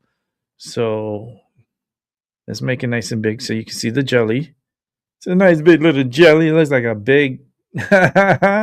It starts with a D. Oh Lord, it ends with a K. But it looks like a big wiener. Yeah, that's a big what sausage? Like holy moly! Look at that thing. Oh my God, it still goes? Are you kidding me? All right, now you're exaggerating. Like, what the fuck? Like, you keep all your fucking dead? You're fucking huge. Damn, you're big. You look like a big... You're like a wiener. Yeah, just, it's been here probably more than we have. That shit is the size of a school bus, bigger than a school bus. You know how long this thing has been living in the ocean?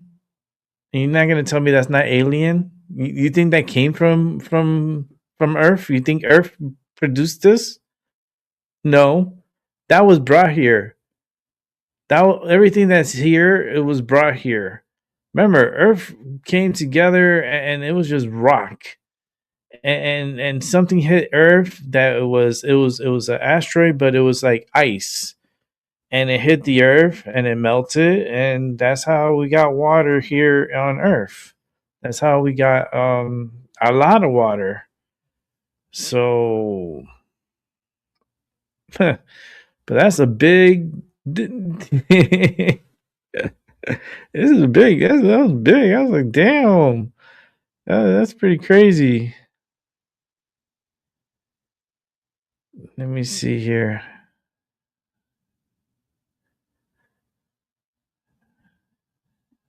All right, let's keep it moving. Oh, this is a good one. Let me see. Damn, and then we got two Tysons. Okay, so we're down to our last videos. The last 3 videos, but they're pretty long. Especially this one that we're gonna see. It's about 29 minutes long. So it is a long one. So that's why if you want, go to the restroom, grab yourself a drink, a snack. It's good because the next person that's coming up is Melody King. So we know her reporting is really top notch. So we are going to be watching that next. And I might get in trouble from YouTube for this one, but YouTube, guess what? There you go, YouTube. I didn't give you 1, I gave you 2. You 2. Oh boy. I need to roll me another. That's what I'm gonna do. Let's take the time, use the restroom. I'm telling you, it's 29 minutes. I'm gonna take myself out. I'm gonna use the restroom myself. So I know. You gotta go, you gotta go. This is the break. But I'm just saying because Melody King is really good at what she does. And I didn't see today's show. This is what we're gonna watch together. So I'm excited. I'm like a kid in a candy store. I like watching Melody King. She's good energy. She has good energy. Like I when someone has good energy, you can feel it. I feel it. I'm an empath, so I feel things. I know. I just know. But you guys wouldn't know because I don't do my psychic stuff that much here. Not like I used to. I used to be almost every night doing psychic stuff. Like every night. Every night for like years and years and years. Like this is the quietest it's been a while. Which is probably a good thing. Because they were like energy vampires. That was like they latch on and they won't let go. They're like, get away. Get away. You know. Sometimes they come with their energy and their energy is too much. You know. It's like if you don't listen, you don't learn. That's all I gotta say.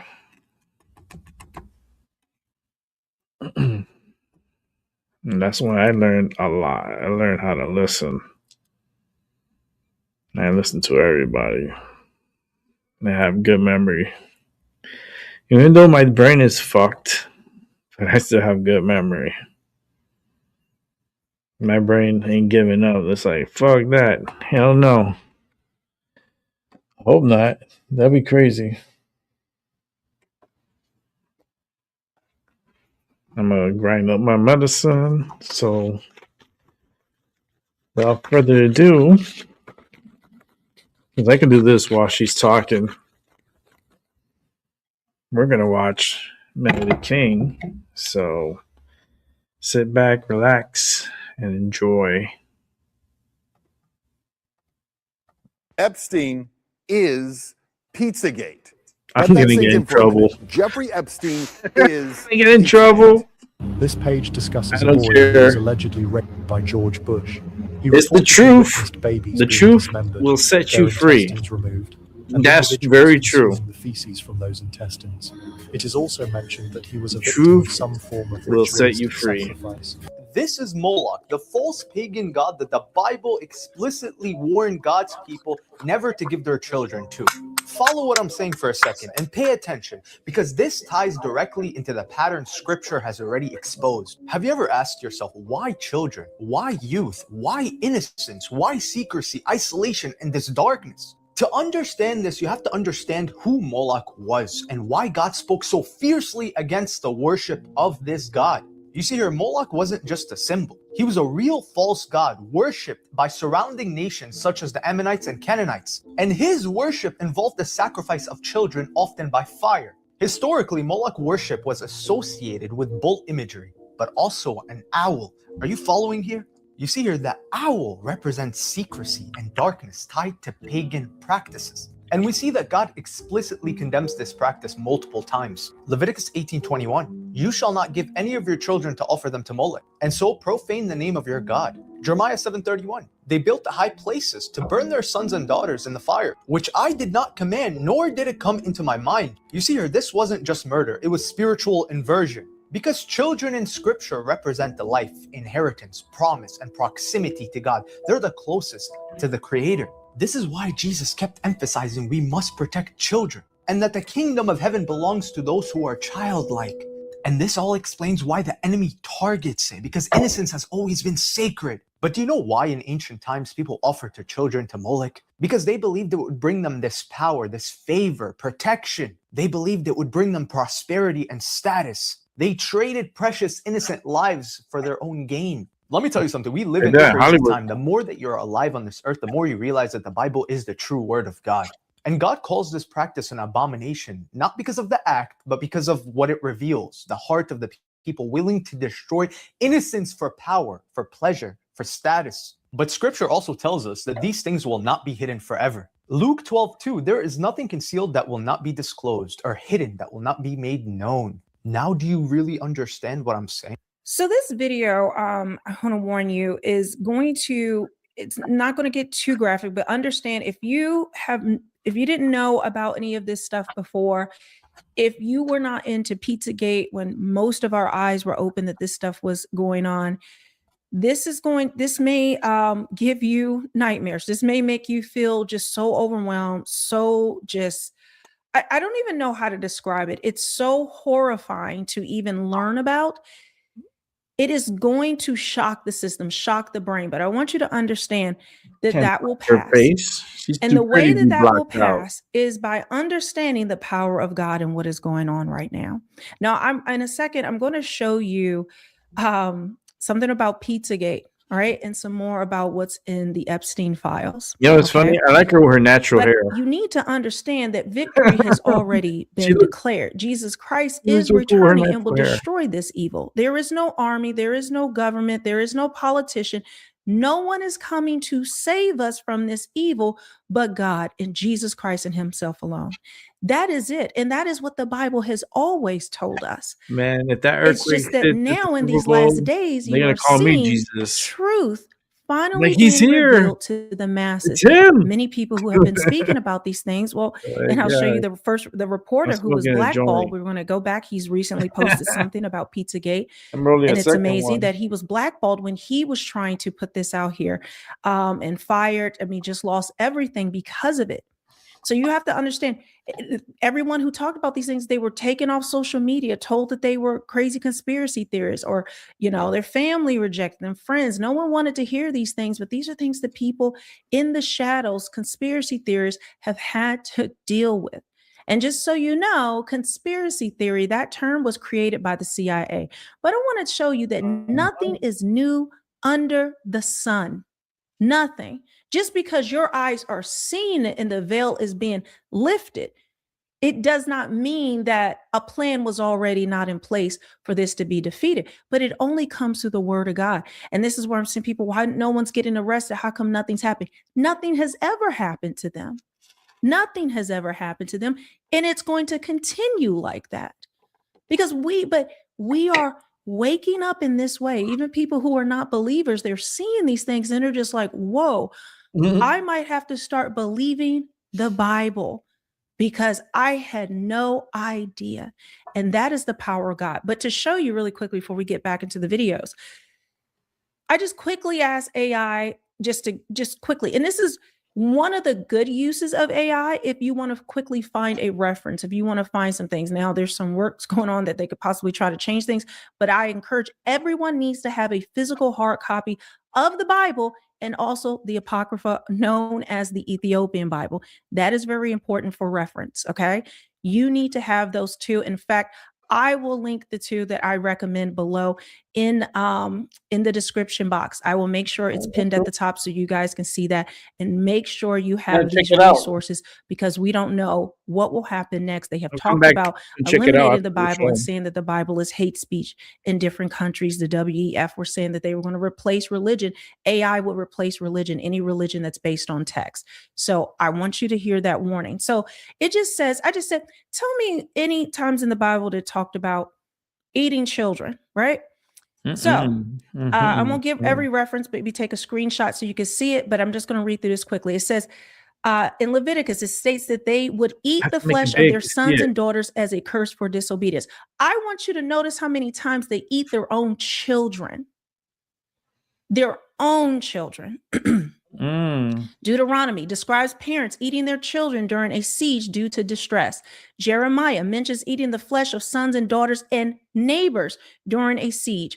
Ezekiel foretells fathers eating sons and sons eating fathers as part of God's judgment.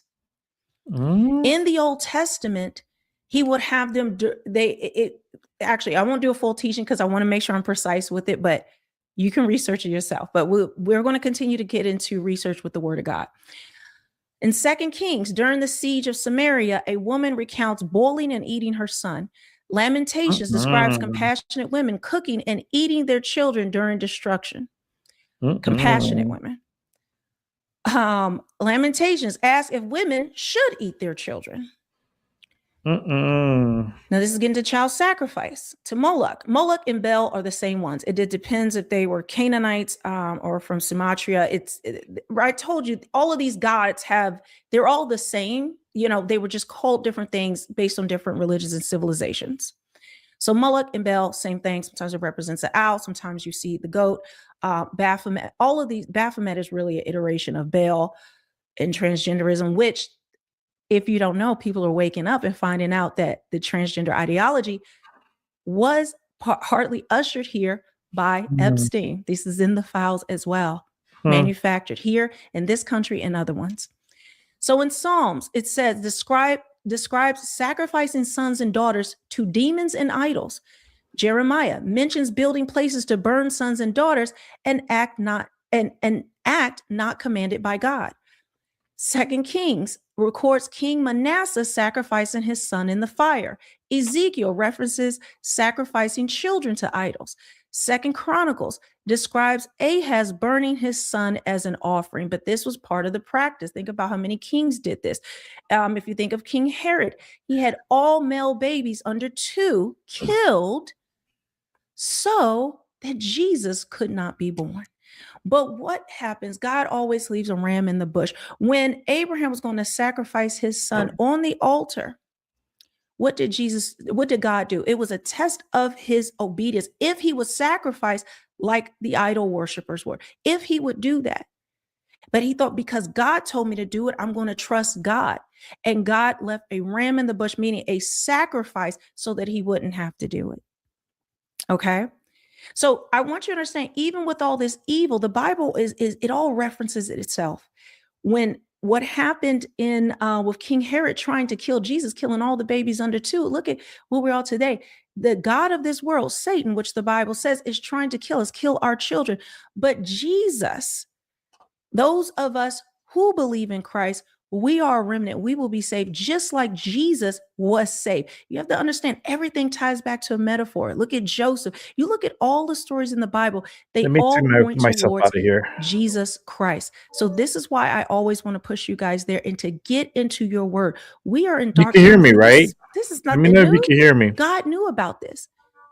The Bible says Here's a that train. all men are Train's wicked. here. Okay. I read that to you guys yesterday about Noah, that God saved earth, saved mankind because he found favor, because Noah found favor with the Lord. Everyone else was wicked. Everyone else was worshiping Satan through their false gods. And they were Nephilim, and they were eating people and creating hybrid animal humans. Wickedness that we cannot imagine. But it says during tribulation, it will be like that again. And now we are seeing people are waking up to it, but they're feeling powerless. What can we do? Well, so that sets up the seat for the Antichrist, because now people are seeing it. The government's not doing anything. No one's arrested. This is why the Antichrist is going to do away with all of this stuff and get rid of all this stuff. He's going to promise this false peace, but he's going to usher in something even worse. Are you seeing how those steps are now working out? We'll do that more in depth, but I want to get back to something I want to show you. And like I said, we're going to be dealing with dark subjects, but this is nothing that isn't already in the Word of God. Okay? We know this to be a fact. Blank also described several infants being killed and their intestines removed, as well as other acts of cannibalism. Blank also stated that former United States President George H.W. Bush was engaged in a sex act with an unknown male black, and so much more. So this could be one of the most disturbing new drops from the Epstein file release. This is essentially a tip that was turned into the FBI, I believe, in 2019, August 2019. Basically, this is like the rundown of an interview with an alleged victim of Epstein's who wanted to come forward with what happened to them. And this story is incredibly disturbing. Blank stated that he first met Epstein at approximately age 4 while at the blank East Greenwich, Rhode Island. Then he said his family members of the blank stated at the time he was victimized by his great uncle, and that Epstein was there but didn't touch him. He goes on to say that Epstein spoke to him after he was raped by his great uncle, but he didn't know who Epstein was until way later in 2016. But he continues, Blank further stated in sum and substance that while on a large luxury ship that sailed out of the Newport Beach show in Newport, Rhode Island, September Blank, at approximately 8 years of age, he, Blank, was subjected to some type of medical exam on the yacht by unknown doctor while his great uncle and family members were present. Blank went on to describe a bizarre event in which Blank inserted a tape measure in his rectum. Blank stated subsequent to the exam, he was then by Epstein, as well as former United States President Bill J. Clinton, while in a heavy drug-induced state. Blank also stated that the bottoms of his feet and back were slashed. Black further stated also during the said yacht trip, multiple unknown male blacks or black people were engaged in sex acts with unknown female whites who had their backs slashed and were bleeding. Blank also described several infants being killed and their intestines removed, as well as other acts of cannibalism. Blank also stated that former U.S. President George H.W. Bush was engaged in a sex act with an unknown male black. Former United States Secretary of State Henry Kissinger and businessman George Soros were present on the same yacht while all of the aforementioned acts of violence were occurring. Blank was then asked if he had any injuries or scars as evidence, to which Blank responded, "On my."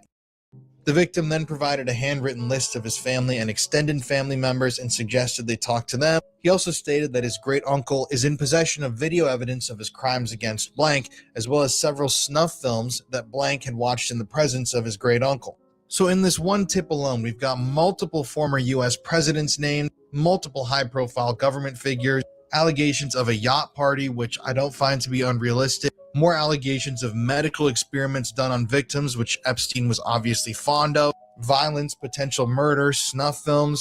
And this isn't the first time we've heard these allegations in relation to Epstein. However, we're seeing more and more of them now, and I think people are starting to wake up to the fact that this might not be a joke anymore. Now, this is Ben Swan. And this is the original reporter who really did a big expose on there. There were a few others, but he was the guy, the main guy that did a big expose. So it says here, 10 years ago, Pizzagate was by far the #1 trending topic on Twitter. But the claim of a PDF, I have to say certain words a certain way, PDF files. Elites who preyed on children were so insane that Pizzagate was shrugged off as a wild fever dream of a conspiracy theory. But then just days ago, the largest dump of Epstein files revealed that what some of us have been trying to tell you for a decade, that Pizzagate is real. Not that there is a pizza parlor at the center of the child trafficking ring, but child trafficking rings run by some of the most powerful people in the world to exist. Tonight, I want to remind you of what I told you then and compare to what we have now learned. And just understand, these files, this is just a small part. And I want you to say, if this is new to you, or maybe you didn't dig deeper, this is just the tip of the iceberg, guys. This is just the tip of the iceberg, not just with children, but understanding who, like the fallen angels that are here alive in bodies, the demons, people possessed, like they have told us these things. If you actually look and you'll see it, we're going to continue to do more Bible studies. I'm going to continue to reveal more truth in other videos. So make sure you're subscribed and hit the notification bell. And before I forget, because I always do before we get into this video, let me show you this. So if you want to support the work that I'm doing here, you can go to realmelanieking.com and pick up some of the merch. I have felt a conviction to change a lot of my merch to focus on Christ, focus on truth, focus on inspirational things that to give people a message, because this is the time we are called to do this. We are in the last days and people are looking for hope, especially with what was just done with the Epstein files. I'm seeing it all over TikTok. People's minds are blown. Like I said, they're like, maybe I should 3 million Bible or pages. looking to Jesus. And we want to be What able page to are be you a in light now? in this world and proclaim our stance against Are you gonna read that darkness. shit? So I have on here, Jesus is King, God, family, You got country. time to read 3 million pages. My hope You shirt. I have crazy? things for men, women. There's Some more are pages than the double-sided. Bible. Just a plethora of things for you to choose from. I designed these, put these together myself. I have mugs. I also am going to do some kind of conspiracy theory stuff, do a little bit more. But this is like one of my best sellers, that everything is fine. Trust the government. It's a redacted government document. I have one that has scripture, daily affirmation scriptures, which, putting on the full armor of God. So more and more I am putting these out, but I wanted to show you because it does, if you go to realmelanieking.com, all of these purchases help me to keep going, help me to build and get this message out to other people, as well as my Cash App is below if you want to support me in that way, if you're not looking for any merch now. But yeah, I will have the link to this also in the description box, as well as the link for the Bible and the Apocrypha / the Ethiopian Bible. So let's get into the video. Epstein is Pizzagate. Let that sink in for a minute. Jeffrey Epstein is Pizzagate.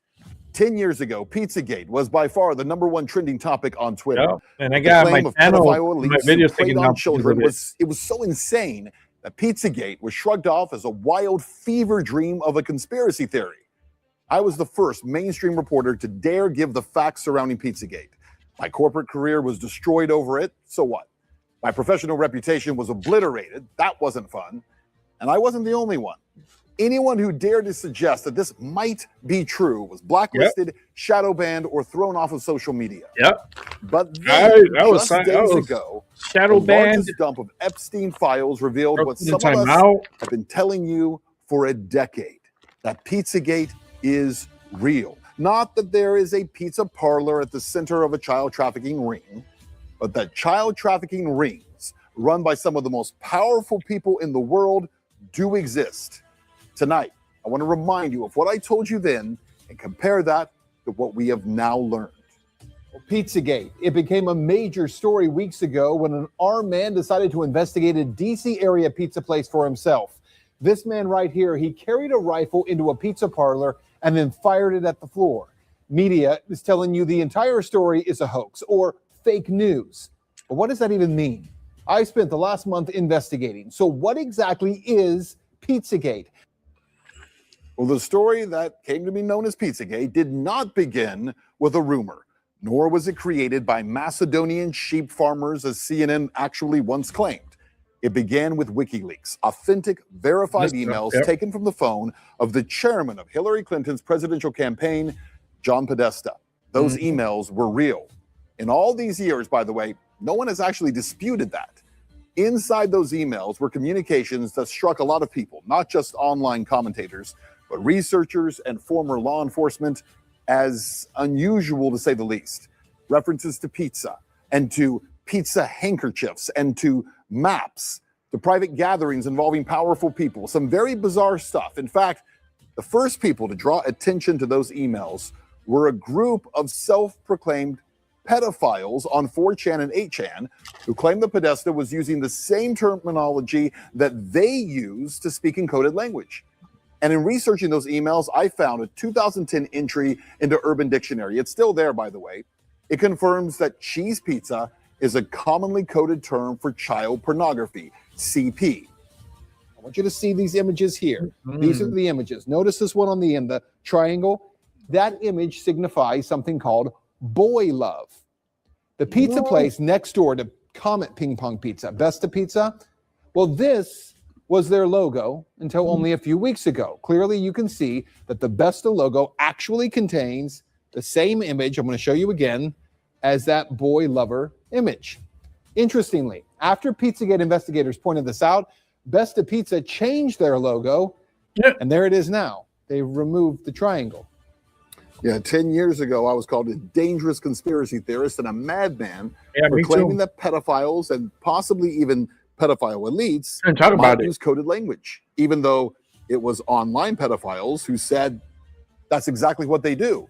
Which brings us back to this new Epstein release, because in it, the word pizza is mentioned 911 times. That's right, wow. 911 times adults are emailing back and forth about slices of pizza and about pizza parties. And the word pizza is often paired with grape soda in bizarre contexts within emails addressed to Epstein by individuals whose names have been mostly redacted. So here's one, quote, "This is better than a Chinese cookie. Let's go for pizza and grape soda again. No one else can understand." Or this one, "Mr. Epstein would like to see the menu from the pizza place. Could someone send it, please?" Or this one from 2014, "Sit down, because I know you won't believe this. Are you sitting? Jeffrey says he wants to go out to a pizza place with you. He did not mention a particular pizza place, but he knows you are in the know on this," with a little winking emoji. All of the emails that I just shared with you were from 2014, right about the same time period of the John Podesta emails that WikiLeaks published and started the entire Pizzagate saga. Now let's talk about the Podesta brothers, because remember, it was John Podesta's email that was hacked. In those leaked Podesta emails, John Podesta talks about his close relationship with Dennis Hastert, the former Speaker of the House, who was recently sentenced to 15 months in prison for abusing boys years ago. Yeah, well, speaking of the Podesta brothers, again, there was no direct evidence of them being involved in child sex trafficking from those emails. But as we pointed out at the time, there was a lot of bizarre communication, including an email from John Podesta to his brother Tony. The subject line, "Last night was fun," and the first line reads, "Still in torture chamber." That email got really no attention 10 years ago, but today, a 2009 email from Jeffrey Epstein is getting a lot of attention, as it asks, "Where are you? You okay? I love the torture video." To the fallout from the latest release of the Jeffrey Epstein documents, they include communications between the rich and powerful, from the co-owner of an NFL team to billionaires like Elon Musk. CNN teams are carefully sifting through the largest, and what the Justice Department says is the last, batch of Jeffrey Epstein files. Friday's release of millions of pages related to Jeffrey Epstein provided a closer look at his connection to world elites from Hollywood to Washington, Wall Street to Buckingham Palace and beyond. Yeah, well, all those so-called news anchors and their newsrooms for a decade blacklisted this topic. They conditioned you to live in ignorance. They called it a conspiracy. They called me and so many others dangerous for even looking. For all that is here, there has not been one single public investigation of any of this, not from local police, not from the FBI, no one. And that has to be the big question, not for Podesta or for pizza parlor owners, but for law enforcement. Based on what may be or may not be here, the big question is, why hasn't any investigation taken place? Well, 10 years later, No investigation ever took place. It's a failure of a complicit government and also of a corporate media that didn't just ignore this evil. They helped to cover it up and keep it operating in the shadows. See, by refusing to engage honestly in 2016, by choosing mockery over investigation, by silencing questions instead of asking them, they created the very environment where this evil could thrive. See, they didn't kill bad information as they pretended. They guaranteed it would survive. See, I wasn't censored the way that I was because my reporting was false. I was censored because it was dangerous. Dangerous to narratives, dangerous to reputations, dangerous to a media culture that had grown comfortable acting as a gatekeeper rather than a watchdog. See, the unspoken rule was simple. Some questions are not allowed, not because they're wrong, no, but because they lead to the truth. And the truth? Pizzagate, at least in the form of a cabal of elites and powerful people who delight in the physical and sexual abuse of children, is real. Remember how we started. Epstein is Pizzagate. But the other reality it's time to accept, Pizzagate is much more and much bigger than just Jeffrey Epstein. I remember this very clearly, going through all of these things. Well, and in fact, it's not silence I have it. talked about for a year now, since when I did the Diddy trial, that I wanted to start talking about Jeffrey Epstein, but I don't know. I wanted to, actually not him. I wanted to talk about Pizzagate, but I never was really, I don't know. God like put a pause on it. I think I needed to have a spiritual awakening. I needed to get back in my word. I needed to be on a solid foundation in order to do it, because like I've told you, we are in a spiritual battle. We wrestle not against flesh and blood. And right now is not the time to play games. Right now is not the time to be distracted. Okay. They have all of these things coming at us at once. And I will continue to cover those things on here. But I told you guys a while ago, I was going to start covering this on Patreon. And I think that is what I'm going to start. I'm going to try to do it like going more in depth, showing you guys the evidence, the documentaries, the pictures, just combing through all of that, as well as some things that I know would be censored on YouTube. I don't even know if I can put them under membership. Your memberships greatly help to support this channel as well, guys. It really does. But I think I'm going to start putting them on Patreon.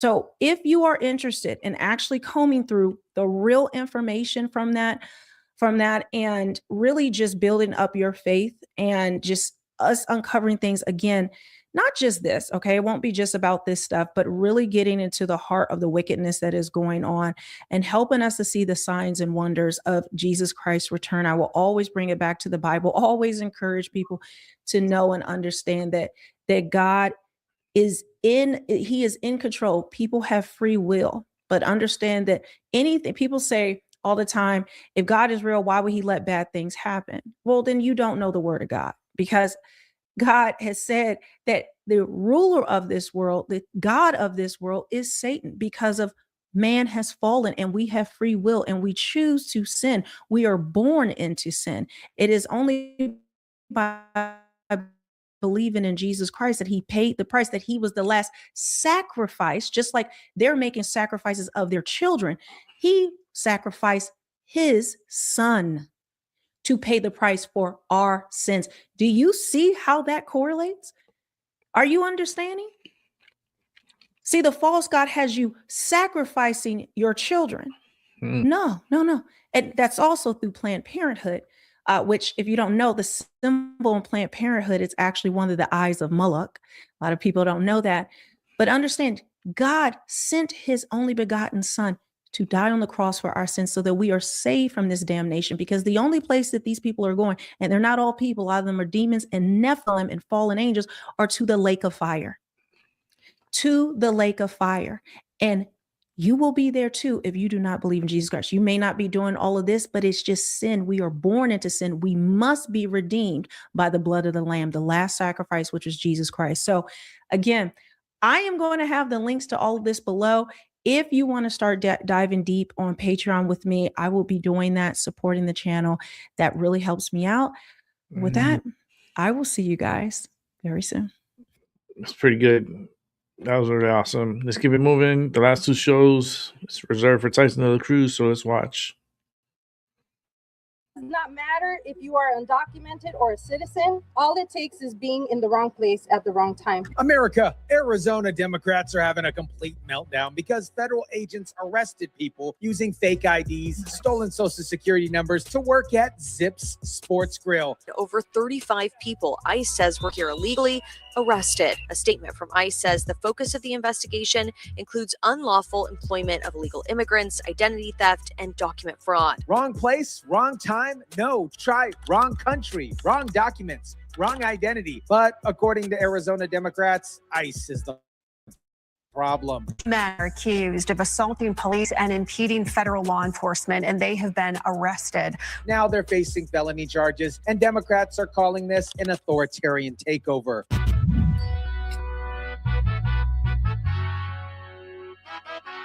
What is up, guys? Tyson de la Cruz here. Thank you so much for rocking with me. Let me show you exactly how Arizona Democrats defend criminals while attacking agents who are enforcing the law. Let me give you a quick recap for anybody who missed the story that we posted last week. On Monday, Homeland Security Investigations, that's HSI, the investigative arm of ICE, executed search warrants at 15 Zips Sports Grill locations across the Phoenix Valley. This wasn't random sweeps. This was a year-long criminal investigation that started in February 2025 after HSI received a tip that Zips locations were employing undocumented workers and that management knew fake documents were being used. According to court documents, over 70 undocumented immigrants were employed at the restaurants using fake documents. Over 70 undocumented immigrants were working at Zips using fake IDs and social security numbers. And here's the kicker. Court documents show the kitchen manager for all Zips locations admitted on the record. Every manager knows that many of the IDs that are used are fake, and almost every cook in the restaurant is under a false identity. This, my friends, is not an honest mistake.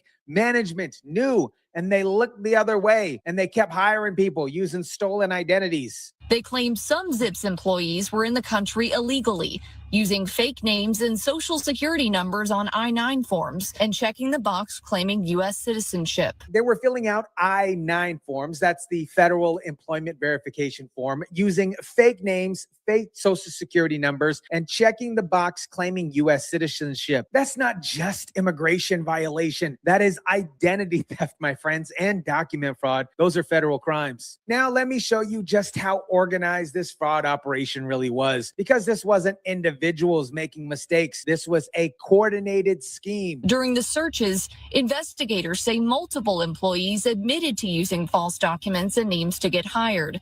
Some saying they used paperwork a friend had used at Zips before. They were literally passing around fake IDs like Netflix passwords. One Wow. person would use a fake identity to work at Zips, then pass that same identity to someone else when they left. Arizona Department of Economic Security records also show one man worked for 17 different employers in a single year. That is not possible unless you're using multiple identities or somebody else is using your identity while you're working somewhere else. This is systematic identity theft. Real Americans having their social security numbers stolen, used by people who shouldn't be in the country in the first place. And when federal agents arrest the criminals doing this, Democrats call it an assault on dignity. I've seen cases where it was very minor, where there was someone bought a fictitious ID and used that to work and used that to pay taxes, and I've seen some egregious examples where someone maybe stole an ID from someone else and used that and claimed unemployment benefits. This is not just about working. These stolen identities are being used to claim unemployment benefits, file fraudulent tax returns, and access government services. Real Americans are getting their identities destroyed while Democrats defend criminals doing it. Now let's talk about how Arizona Democrats responded to federal agents arresting people committing identity theft and document fraud. Spoiler alert, they defended the criminals. Direct assault on the dignity of immigrant workers, and a chilling reminder of how law enforcement actions can tear right through the fabric of our community. Direct assault on the dignity of immigrant workers. That is how an immigration attorney described arresting people using stolen identities, not immigrant workers, criminals committing federal crimes. This is despicable as the daughter of immigrants who fled an authoritarian regime to come to this country for a better life and opportunity to see the ongoing authoritarian takeover of the United States of America. And then there's Democrat Congresswoman Yasmin Ansara calling this an authoritarian takeover of the United States of America. Her parents fled, she said, so she knew exactly what authoritarian looks like. And it's not the federal agents arresting people committing identity theft. All the U.S. Attorney's Office will tell us is that this was not an ICE sweep or raid, but instead related to a long-term criminal investigation involving felony violations. HSI, Homeland Security Investigation, led this operation. Like I mentioned earlier, they're the investigated arm that handles transnational crime, human trafficking, document fraud, and identity theft. This is what they do. And they did it by the books with federal search warrants approved by a judge. But obviously, Democrats don't care about the facts. They never do. They care about their specific narrative. And their narrative is ICE bad, illegal immigrants good. Anyone who enforces immigration law is fascist. About 100 people outside of the Zips near 75th Street and Camelback Road. They say the group tried to block a Homeland Security transport van from leaving the parking lot with employees detained inside. About 100 protesters showed up and tried to block a Homeland Security transport van from leaving the parking lot with arrested employees inside. Not peaceful protesting, physically blocking federal agents from doing their job. Matthew Drake, 38 years old, from Goodyear, violently shoved a police officer and threw liquid at them. Police had to fire pepper balls to stop him. And now he's facing aggravated assault on a first responder and disorderly conduct charges. Phoenix Waits is accused of trying to block a transport van. Police say he punched an officer in the face. He was tackled and handcuffed. And 19-year-old Phoenix Waite tried to block the van and punched an officer in their face. Now he's facing the same charges, aggravated assault on a first responder. So let me get this straight. Federal agents arrest people committing identity theft and document fraud. Protesters show up to defend the criminals. Protesters assault police officers. And Democrats call this a chilling reminder of how law enforcement actions can tear through the fabric of our community. No, assaulting police officers while trying to help criminals escape federal custody is not defending your community. It's obstructing justice. And both of these guys are now facing felony charges because they thought that they were above the law. Now, here's where this story connects to a much bigger pattern. Democrats aren't just defending these specific criminals. They're using this as an excuse to demand ICE to be pushed out of Arizona entirely. And speakers at this rally today are calling on Phoenix Mayor Kate Gallego and Governor Katie Hobbs to stand up to ICE and force the agency out of our state altogether. Think about what they're actually demanding. They want Arizona to become a sanctuary state where federal immigration law cannot be enforced. The governor responding on Twitter, writing that she is also in the dark about the full purpose and scope of the investigation at Zips. And she goes on to say that she's frustrated with the Trump administration's lack of adequate notification when conducting high-profile enforcement activities. The governor is seemingly playing along. She's frustrated with the Trump administration's lack of adequate notification when conducting high-profile enforcement activities. Let me translate that for you. She wants advance notice before federal agents arrest criminals so she can warn them. That's what adequate notification means. She wants time to tip off these people being investigated. This is the same playbook that Democrats run in every sanctuary jurisdiction. Demand advance notice of enforcement operations, claim they're being kept in the dark, complain of lack of coordination, then use it as a justification to refuse cooperation with federal law enforcement. This type of operation shouldn't be carried out with masked agents and pepper spray and mace.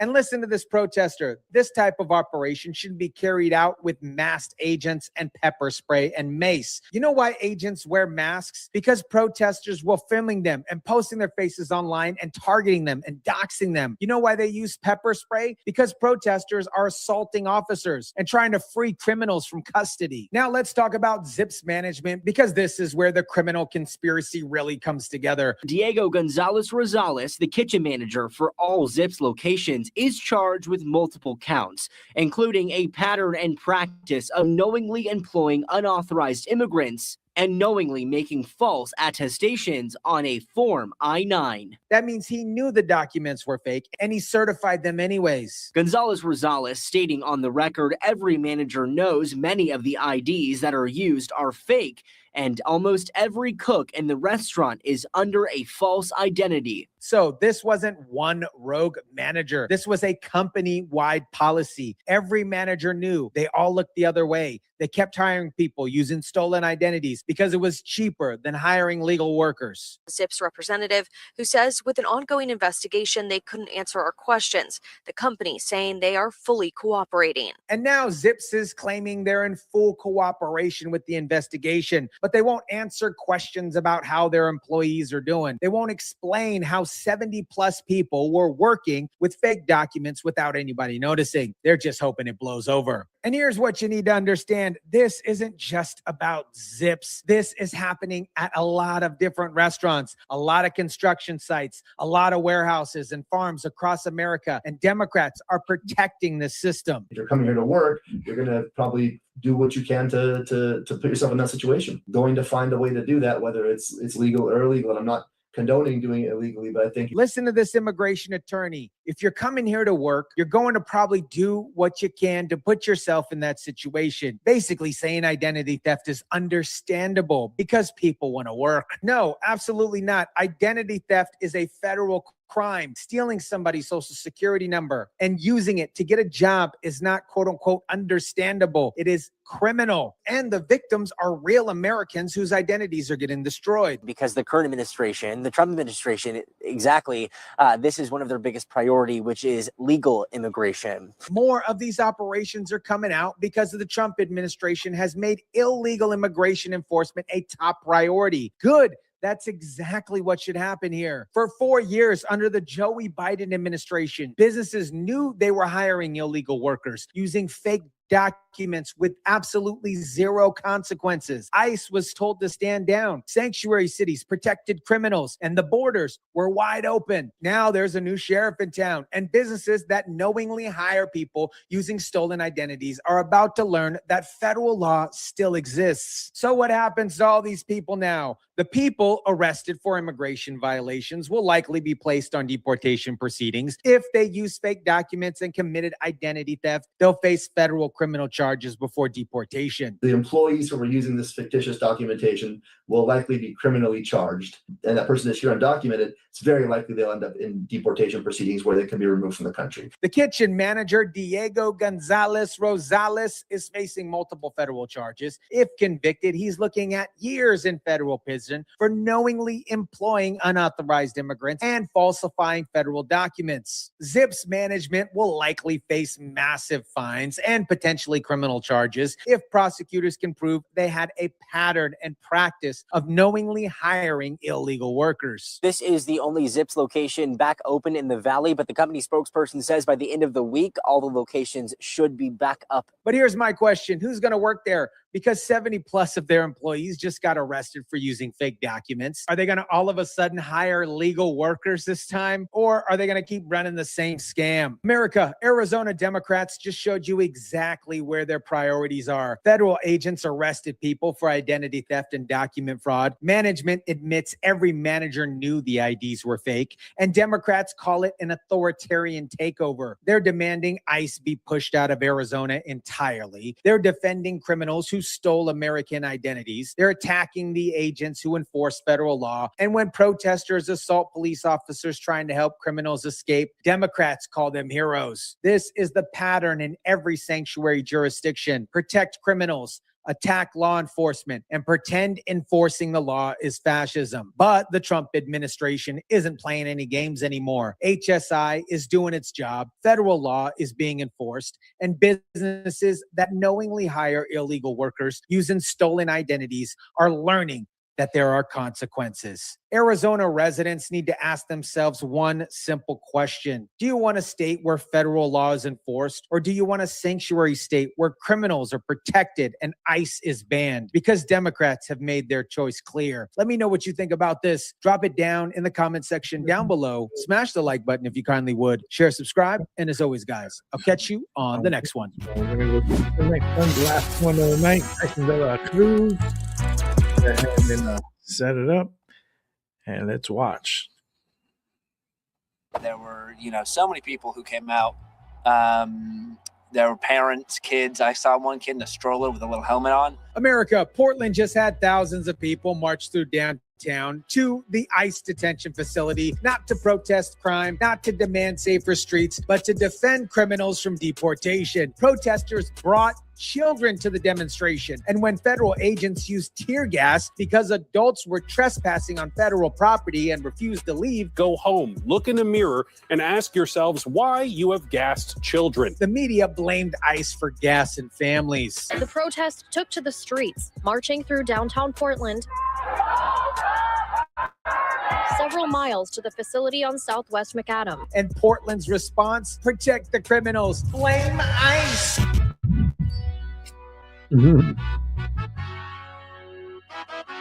What is up, guys? Tyson Dela Cruz here. Thank you so much for rocking with me. Let me show you exactly how Portland has become ground zero for defending criminals while attacking agents trying to enforce federal law. Let me walk you through what happened this weekend in Portland, because the scale of this operation is pretty insane. Thousands of protesters started at City Hall, then marched several miles through downtown Portland to the ICE detention facility on Southeast McAdam. Hundreds rallied outside City Hall, calling on local government to take action. ICE is only going to ramp up their violence more and more, and we have to kind of force the hand of City Council and the mayor to get them to revoke ICE's permits so they don't have this home base of operations in our city. Listen how they frame this: revoke ICE permit so they don't have a home base of operations in our city. They're talking about a federal immigration detention facility like it's an illegal business that needs to be shut down. But here's what they're actually protesting: ICE doing its job, deporting people who entered our country illegally, removing criminals who committed crimes on American soil. And Portland residents are outraged that federal law is being enforced. Each of us has a role in that resistance. But it's pretty amazing. This is a good turnout. I mean, less than for the No Kings about so far, but it keeps going. So we'll see. Each of us have a role in that resistance. Resistance to what? Federal immigration law? You're not resisting tyranny. You're not fighting oppression. You're defending people who broke the law to get in our country in the first place. People who broke the law and are facing the consequences. Another gas-filled weekend outside the ICE facility. Coin6 estimating 3,000 people joining in the march. You want to know who the real victims are? The residents who live across the street from the ICE facility. They're trapped in an affordable housing complex watching thousands of Portlander protests shut down their neighborhood, get tear gas spilled in the air. They can't even leave their homes. Now let's talk about the most insane part of this story. Protesters brought children to the demonstration with helmets on, not teenagers, young adults, small children, babies, strollers.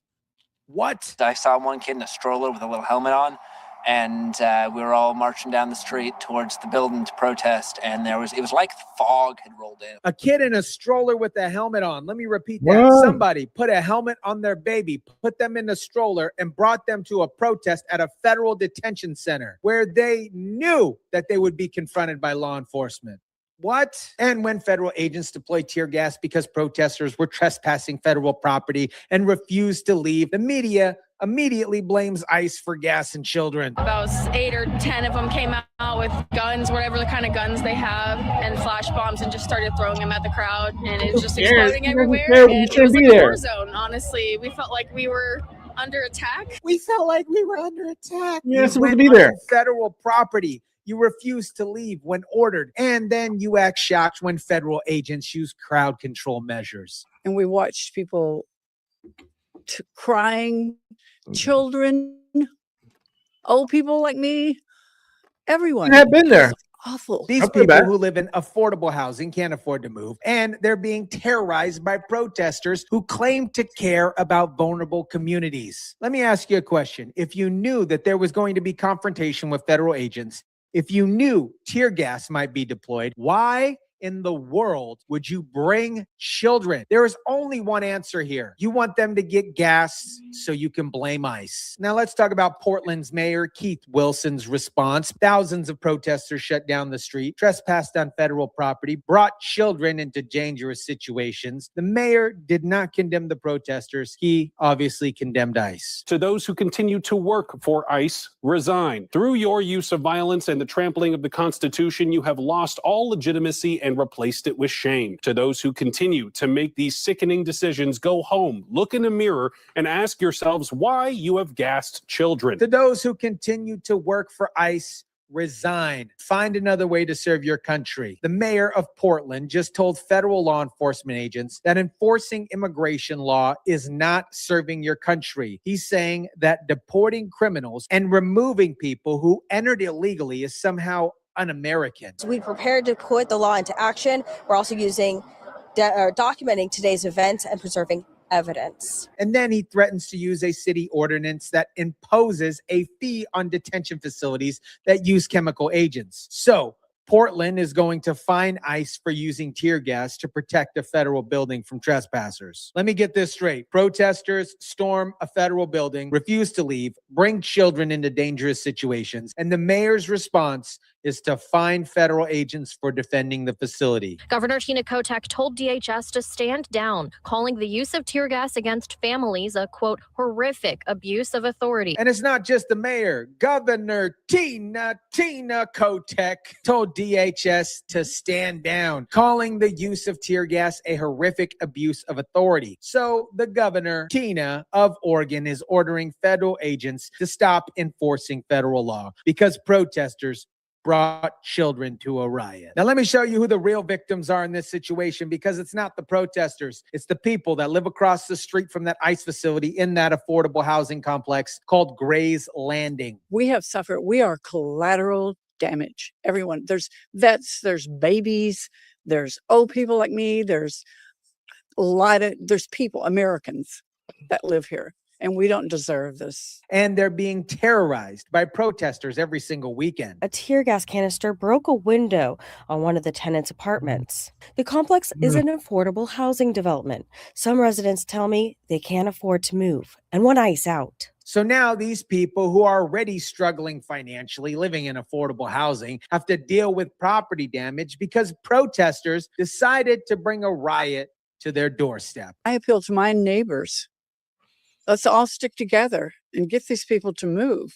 They need to move. And listen to this resident. I appeal to my neighbors. Let's all stick together. Get these people to move. They need to move. She's not talking about the protesters, obviously. She's talking about ICE. She wants the federal facility to be removed so the protesters will stop. This is what happens when you terrorize communities long enough. They start blaming the target instead of the attackers. These residents are so desperate for peace that they'd rather have ICE leave than demand the protesters to stop coming. Now let's talk about who's actually organizing these protests, because like we've talked about on this channel, this isn't a grassroots movement. This is organized labor unions using their members as political pawns. Union members marching to the Portland ICE building in memory of the Minneapolis nurse, a union member shot to death by a Border Patrol agent. But here's what they're not telling you. That shooting is under investigation. We don't know the full circumstances of it, but unions are using it as an excuse to demand ICE to be shut down entirely. It's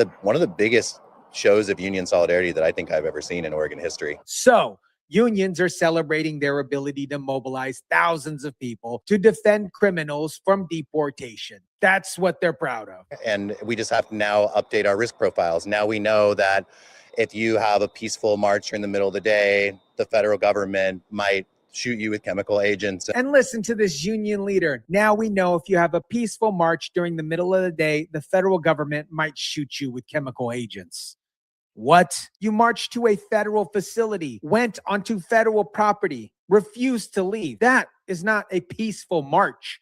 That is trespassing. And when you bring children into the situation where you know that they'll be confronted, you're using them as human shields. Here's what this is really about. Portland wants to be a sanctuary city where federal immigration law can't be enforced. They want ICE out. They want the detention center closed, and they're willing to terrorize their own residents to make it happen. ICE is only going to ramp up their violence more and more, and we have to kind of force the hand of city council and the mayor to get them to revoke ICE's permit. They're demanding the city council and mayor revoke ICE's permit. But here's the problem. ICE is a federal agency. Portland doesn't have the authority to shut down a federal detention center. This is political theater. This is what it is. It's designed to pressure the federal government and to pressure weak-minded people who see this. That ICE building doesn't just affect that area down on the south waterfront. They affect more than just even Portland. Listen to this protester. That ICE building doesn't just affect that area. They affect more than just Portland because ICE is enforcing federal law. That applies to the entire country. That's how federal law enforcement works. But Portland residents don't want federal law enforcement in their city. They want criminals protected. They want illegal immigrants shielded from deportation. And they're willing to bring children to riots to make it happen. Crazy. America, Portland just showed you exactly what a sanctuary city looks like in action. Thousands march to defend criminals from deportation. Parents bring children to federal property knowing that they'll be confronted. The mayor tells ICE agents to resign for doing their job. The governor, Tina, orders federal agents to stand down. This, my friends, isn't about compassion. This isn't about protecting vulnerable communities. The residents of Gray's Landing, actual vulnerable people living in affordable housing, are begging for the protesters to stop. But Portland's leadership would rather attack ICE than protect their own citizens. The unions mobilized thousands to defend criminals, and the mayor threatened to fine federal agents for protecting federal property. This, my friends, is the future Democrats want for America. Sanctuary cities where federal law can't be enforced, where criminals are protected, and where law-abiding citizens suffer the consequences. Wow. Let me know what you think about this. Drop it down in the comment Crazy. section down below. Smash the like button if you kindly would. Share, subscribe, and as always, guys, I'll catch you on the next one. Great upload. Good night. Good with the timing. I mean, we've been out here for a few hours, almost 3, but I'm about to wrap it up because I'm tired and I want to get to bed a little early tonight. So I want to thank everyone who came through and those who are rewatching. Appreciate you guys so much. And I'll be back on here tomorrow for another beautiful show. Hopefully, God willing. I'll be here around 7:30. And have a good morning, good afternoon, and a good night. And I'll catch y'all on the flip side. Stay tuned for my my shorts. Pay attention to my shorts because I got more videos. Hopefully, I'm going to be putting out. Every day I put up a video of the ASMR, and it's just me opening the pack and everyone listening, me opening the pack and showing you guys the cards that I get. I'm gonna keep that going probably all throughout the year, so that'll be something cool to do. And yeah, I hope to find some cool stuff along the way. So without further ado, I'm out of here. You guys have a good night. Appreciate you guys. Peace.